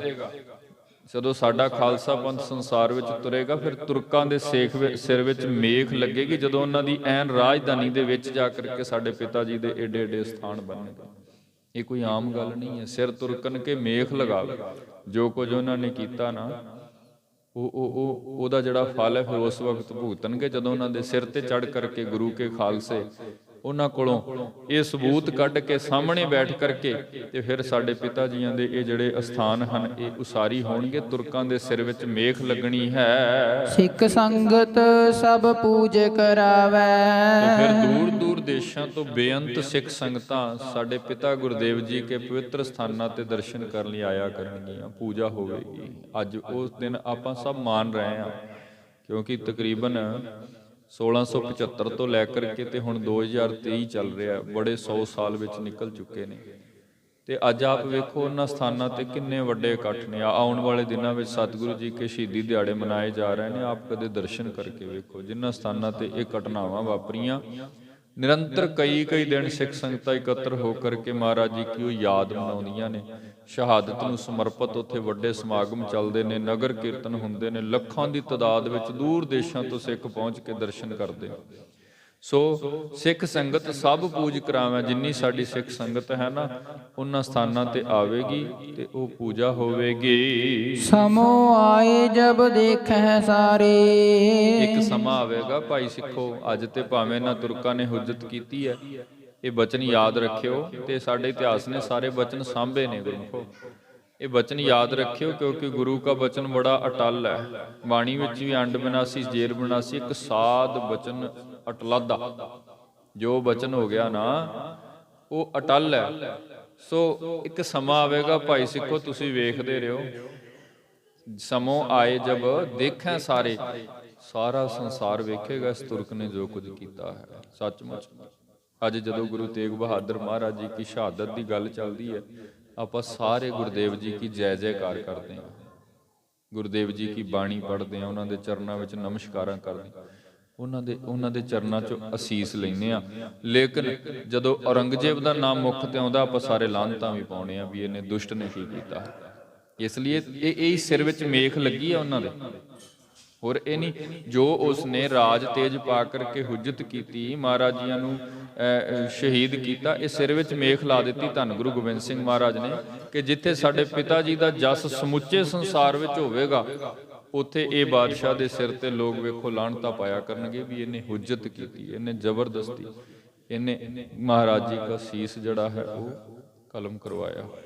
ਸੋ ਇਸ ਵਿਧ ਨਾ ਇੱਕ ਸਮਾਂ ਆਵੇਗਾ, ਭਾਈ ਸਿੱਖੋ ਦੇਖਦੇ ਰਹੋ, ਸਾਡੇ ਪੰਥ ਦੇ ਬਹੁਤ ਪ੍ਰਚਾਰ ਪ੍ਰਸਾਰ ਹੋਣਗੇ। ਦਿੱਲੀ ਵਿਖੇ ਬਣਹਿ ਗੁਰਦੁਆਰਾ ਤੇ ਅੱਜ ਜਿਹੜੀ ਦਿੱਲੀ, ਜਿੱਥੇ ਤੁਰਕਾਂ ਦੀ ਰਾਜਧਾਨੀ, ਜੇ ਤੁਰਕਾਂ ਦੇ ਵੱਡੇ ਘਰ, ਵੱਡੇ ਮਹਾਲ, ਵੱਡੀਆਂ ਫੌਜਾਂ, ਵੱਡੇ ਉਹਨਾਂ ਦੇ ਕੰਮ ਚੱਲਦੇ ਨੇ, ਇਹਨਾਂ ਦੇ ਐਨ ਸ਼ਹਿਰ ਦੇ ਵਿੱਚ ਗੁਰਸਿੱਖਾਂ ਦੇ ਪਵਿੱਤਰ ਸਥਾਨ ਉਸਰਨਗੇ, ਗੁਰੂ ਤੇਗ ਬਹਾਦਰ ਮਹਾਰਾਜ ਜੀ ਕੇ ਸਥਾਨ ਬਣਨਗੇ, ਗੁਰਦੁਆਰੇ ਬਣਨਗੇ, ਤੇ ਗੁਰੂ ਕੇ ਸਿੱਖ ਸਮੇਂ ਜਾ ਕਰਕੇ ਉਹਨਾਂ ਸਥਾਨਾਂ ਤੇ ਦਰਸ਼ਨ ਕਰਨਗੇ। ਅੱਜ ਕਿਤੇ ਆਪ ਜਾ ਕੇ ਵੇਖੋ, ਭਾਵੇਂ ਕਿ ਨਾ ਜੇ ਮੈਂ ਦਿੱਲੀ ਦੇ ਇਤਿਹਾਸ ਦੀ ਗੱਲ ਕਰਾਂ ਤੇ ਇਸ ਉਹ ਦਿੱਲੀ ਸ਼ਹਿਰ ਨੇ ਜਾਂ ਦਿੱਲੀ ਦੇ ਜਿਹੜੇ ਹੁਕਮਰਾਨ ਨੇ, ਉਹਨਾਂ ਨੇ ਬੜੀ ਵਾਰ ਯਤਨ ਕੀਤਾ ਕਿ ਗੁਰੂ ਕੇ ਇਸ ਪੁੱਤਰ ਨੂੰ ਜਾਂ ਗੁਰੂ ਖਾਲਸੇ ਨੂੰ, ਗੁਰੂ ਸਿੱਖਾਂ ਨੂੰ ਖਤਮ ਕਰਨ ਦਾ। ਕੋਈ ਬਹੁਤਾ ਸਮਾਂ ਨਹੀਂ ਆ, ਵੇਖੋ ਥੋੜਾ ਸਮਾਂ ਹੀ ਹੋਇਆ, ਆਪਾਂ ਸਭ ਕੁਝ ਆਪਣੇ ਤਨ ਤੇ ਹੰਢਾਇਆ। ਤੇ ਇਦਾਂ ਬੜੀ ਵਾਰ ਉਸ ਥਾਂ ਨੇ, ਉੱਥੋਂ ਦੇ ਹੁਕਮਰਾਨਾਂ ਨੇ ਧੱਕੇ ਕੀਤੇ ਨੇ ਵੀ ਇਹਨਾਂ ਨੂੰ ਮੁਕਾਓ, ਪਰੰਤੂ ਜਿਹੜੇ ਬਚਨ ਧੰਨ ਗੁਰੂ ਕਲਗੀਧਰ ਪਿਤਾ ਜੀਆਂ ਨੇ ਕਹੇ ਹੋਏ ਨੇ, ਦਿੱਲੀ ਵਿਖੇ ਬਣਿਆ ਗੁਰਦੁਆਰੇ, ਇਹਨਾਂ ਨੂੰ ਕੌਣ ਢਾਉਣ ਵਾਲਾ ਗੁਰੂ ਕੋ। ਬੇਸ਼ੱਕ ਠੀਕ ਹੈ, ਸ਼ਹਾਦਤਾਂ ਹੋ ਜਾਂਦੀਆਂ ਨੇ, ਕੁਰਬਾਨੀਆਂ ਸਿੱਖ ਦੇ ਦਿੰਦੇ ਨੇ, ਪਰ ਪੰਥ ਨੇ ਸਦੀਵ ਚੜ੍ਹਦੀ ਕਲਾ ਵਿੱਚ ਹੀ ਰਹਿਣਾ। ਪੰਥ ਦੀ ਜੋ ਮੇਖ ਲਾਈ ਹੈ ਨਾ ਸਿਰ ਵਿੱਚ, ਇਹਦਾ ਪੀੜ, ਇਹਦੀ ਦਰਦ ਦਿੱਲੀ ਨੂੰ ਹੰਡਾਉਣੀ ਪੈਣੀ ਹੈ। ਸੋ ਇਸ ਵਿੱਚ ਸਤਿਗੁਰੂ ਗੁਰੂ ਤੇਗ ਬਹਾਦਰ ਮਹਾਰਾਜ ਜੀ ਕੇ ਪਵਿੱਤਰ ਧੜ ਦਾ ਸੰਸਕਾਰ ਇਹਨਾਂ ਸਿੱਖਾਂ ਨੇ ਕੀਤਾ। ਮਹਾਰਾਜ ਜੀ ਨੇ ਸਾਰੀ ਸਾਖੀ ਇਹਨਾਂ ਸਿੱਖਾਂ ਦੇ ਮੁਖ ਤੋਂ ਭਰੇ ਦੀਵਾਨ ਵਿੱਚ ਸੰਗਤ ਵਿੱਚ ਬੈਠ ਕਰਕੇ ਸੁਣੀ ਤੇ ਨਾਲ ਹੀ ਆਪਣੇ ਮੁਖ ਤੋਂ ਅਸੀਸਾਂ ਦਿੱਤੀਆਂ। ਹੋਰ ਬਹੁਤ ਸਾਰੀਆਂ ਬਾਤਾਂ ਨੇ ਗੁਰਮੁਖੋ ਜੋ ਕਿ ਅੱਗੇ ਪ੍ਰਸੰਗ ਵਿੱਚ ਲਿਖੀਆਂ ਨੇ, ਉਹ ਆਪਾਂ ਯਤਨ ਕਰਾਂਗੇ ਅਗਲੇਰੇ ਦੀਵਾਨਾਂ ਵਿੱਚ, ਕਿਉਂਕਿ ਹੁਣ ਸਮੇਂ ਹੋ ਚੁੱਕੇ ਨੇ। ਇਸੇ ਤਰ੍ਹਾਂ ਥੋੜਾ ਸਮਾਂ ਭਾਈ ਸਾਹਿਬ ਜੀ ਹੋਰਾਂ ਪਾਸੋਂ ਗੁਰਬਾਣੀ ਦੇ ਕੀਰਤਨ ਸਰਵਣ ਕਰਨੇ ਨੇ। ਅੱਜ ਆਪਾਂ ਵਿਚਾਰਾਂ ਨੂੰ ਇੱਥੇ ਹੀ ਵਿਸ਼ਰਾਮ ਦਿੰਦੇ ਹਾਂ। ਇਤਿਹਾਸ ਵਾਚਦਿਆਂ ਹੋਈਆਂ ਬੇਅੰਤ ਭੁੱਲਾਂ ਗੁਰਦੇਵ ਗੁਰੂ ਕੀ ਸੰਗਤ ਬਖਸ਼ ਲੈਣਾ। ਆਓ ਹੁਣ ਅਖੀਰਲੀਆਂ ਪੰਕਤੀਆਂ ਪੜ੍ਹ ਕੇ ਸਮਾਪਤੀ ਹੈ ਜੀ। ਸਮੋ ਆਏ ਜਬ ਦੇਖੈ ਸਾਰੇ, ਦਿੱਲੀ ਵਿਖੇ ਬਣੈ ਗੁਰਦੁਆਰੇ। ਵਾਹਿਗੁਰੂ ਜੀ ਕਾ ਖਾਲਸਾ, ਵਾਹਿਗੁਰੂ ਜੀ ਕੀ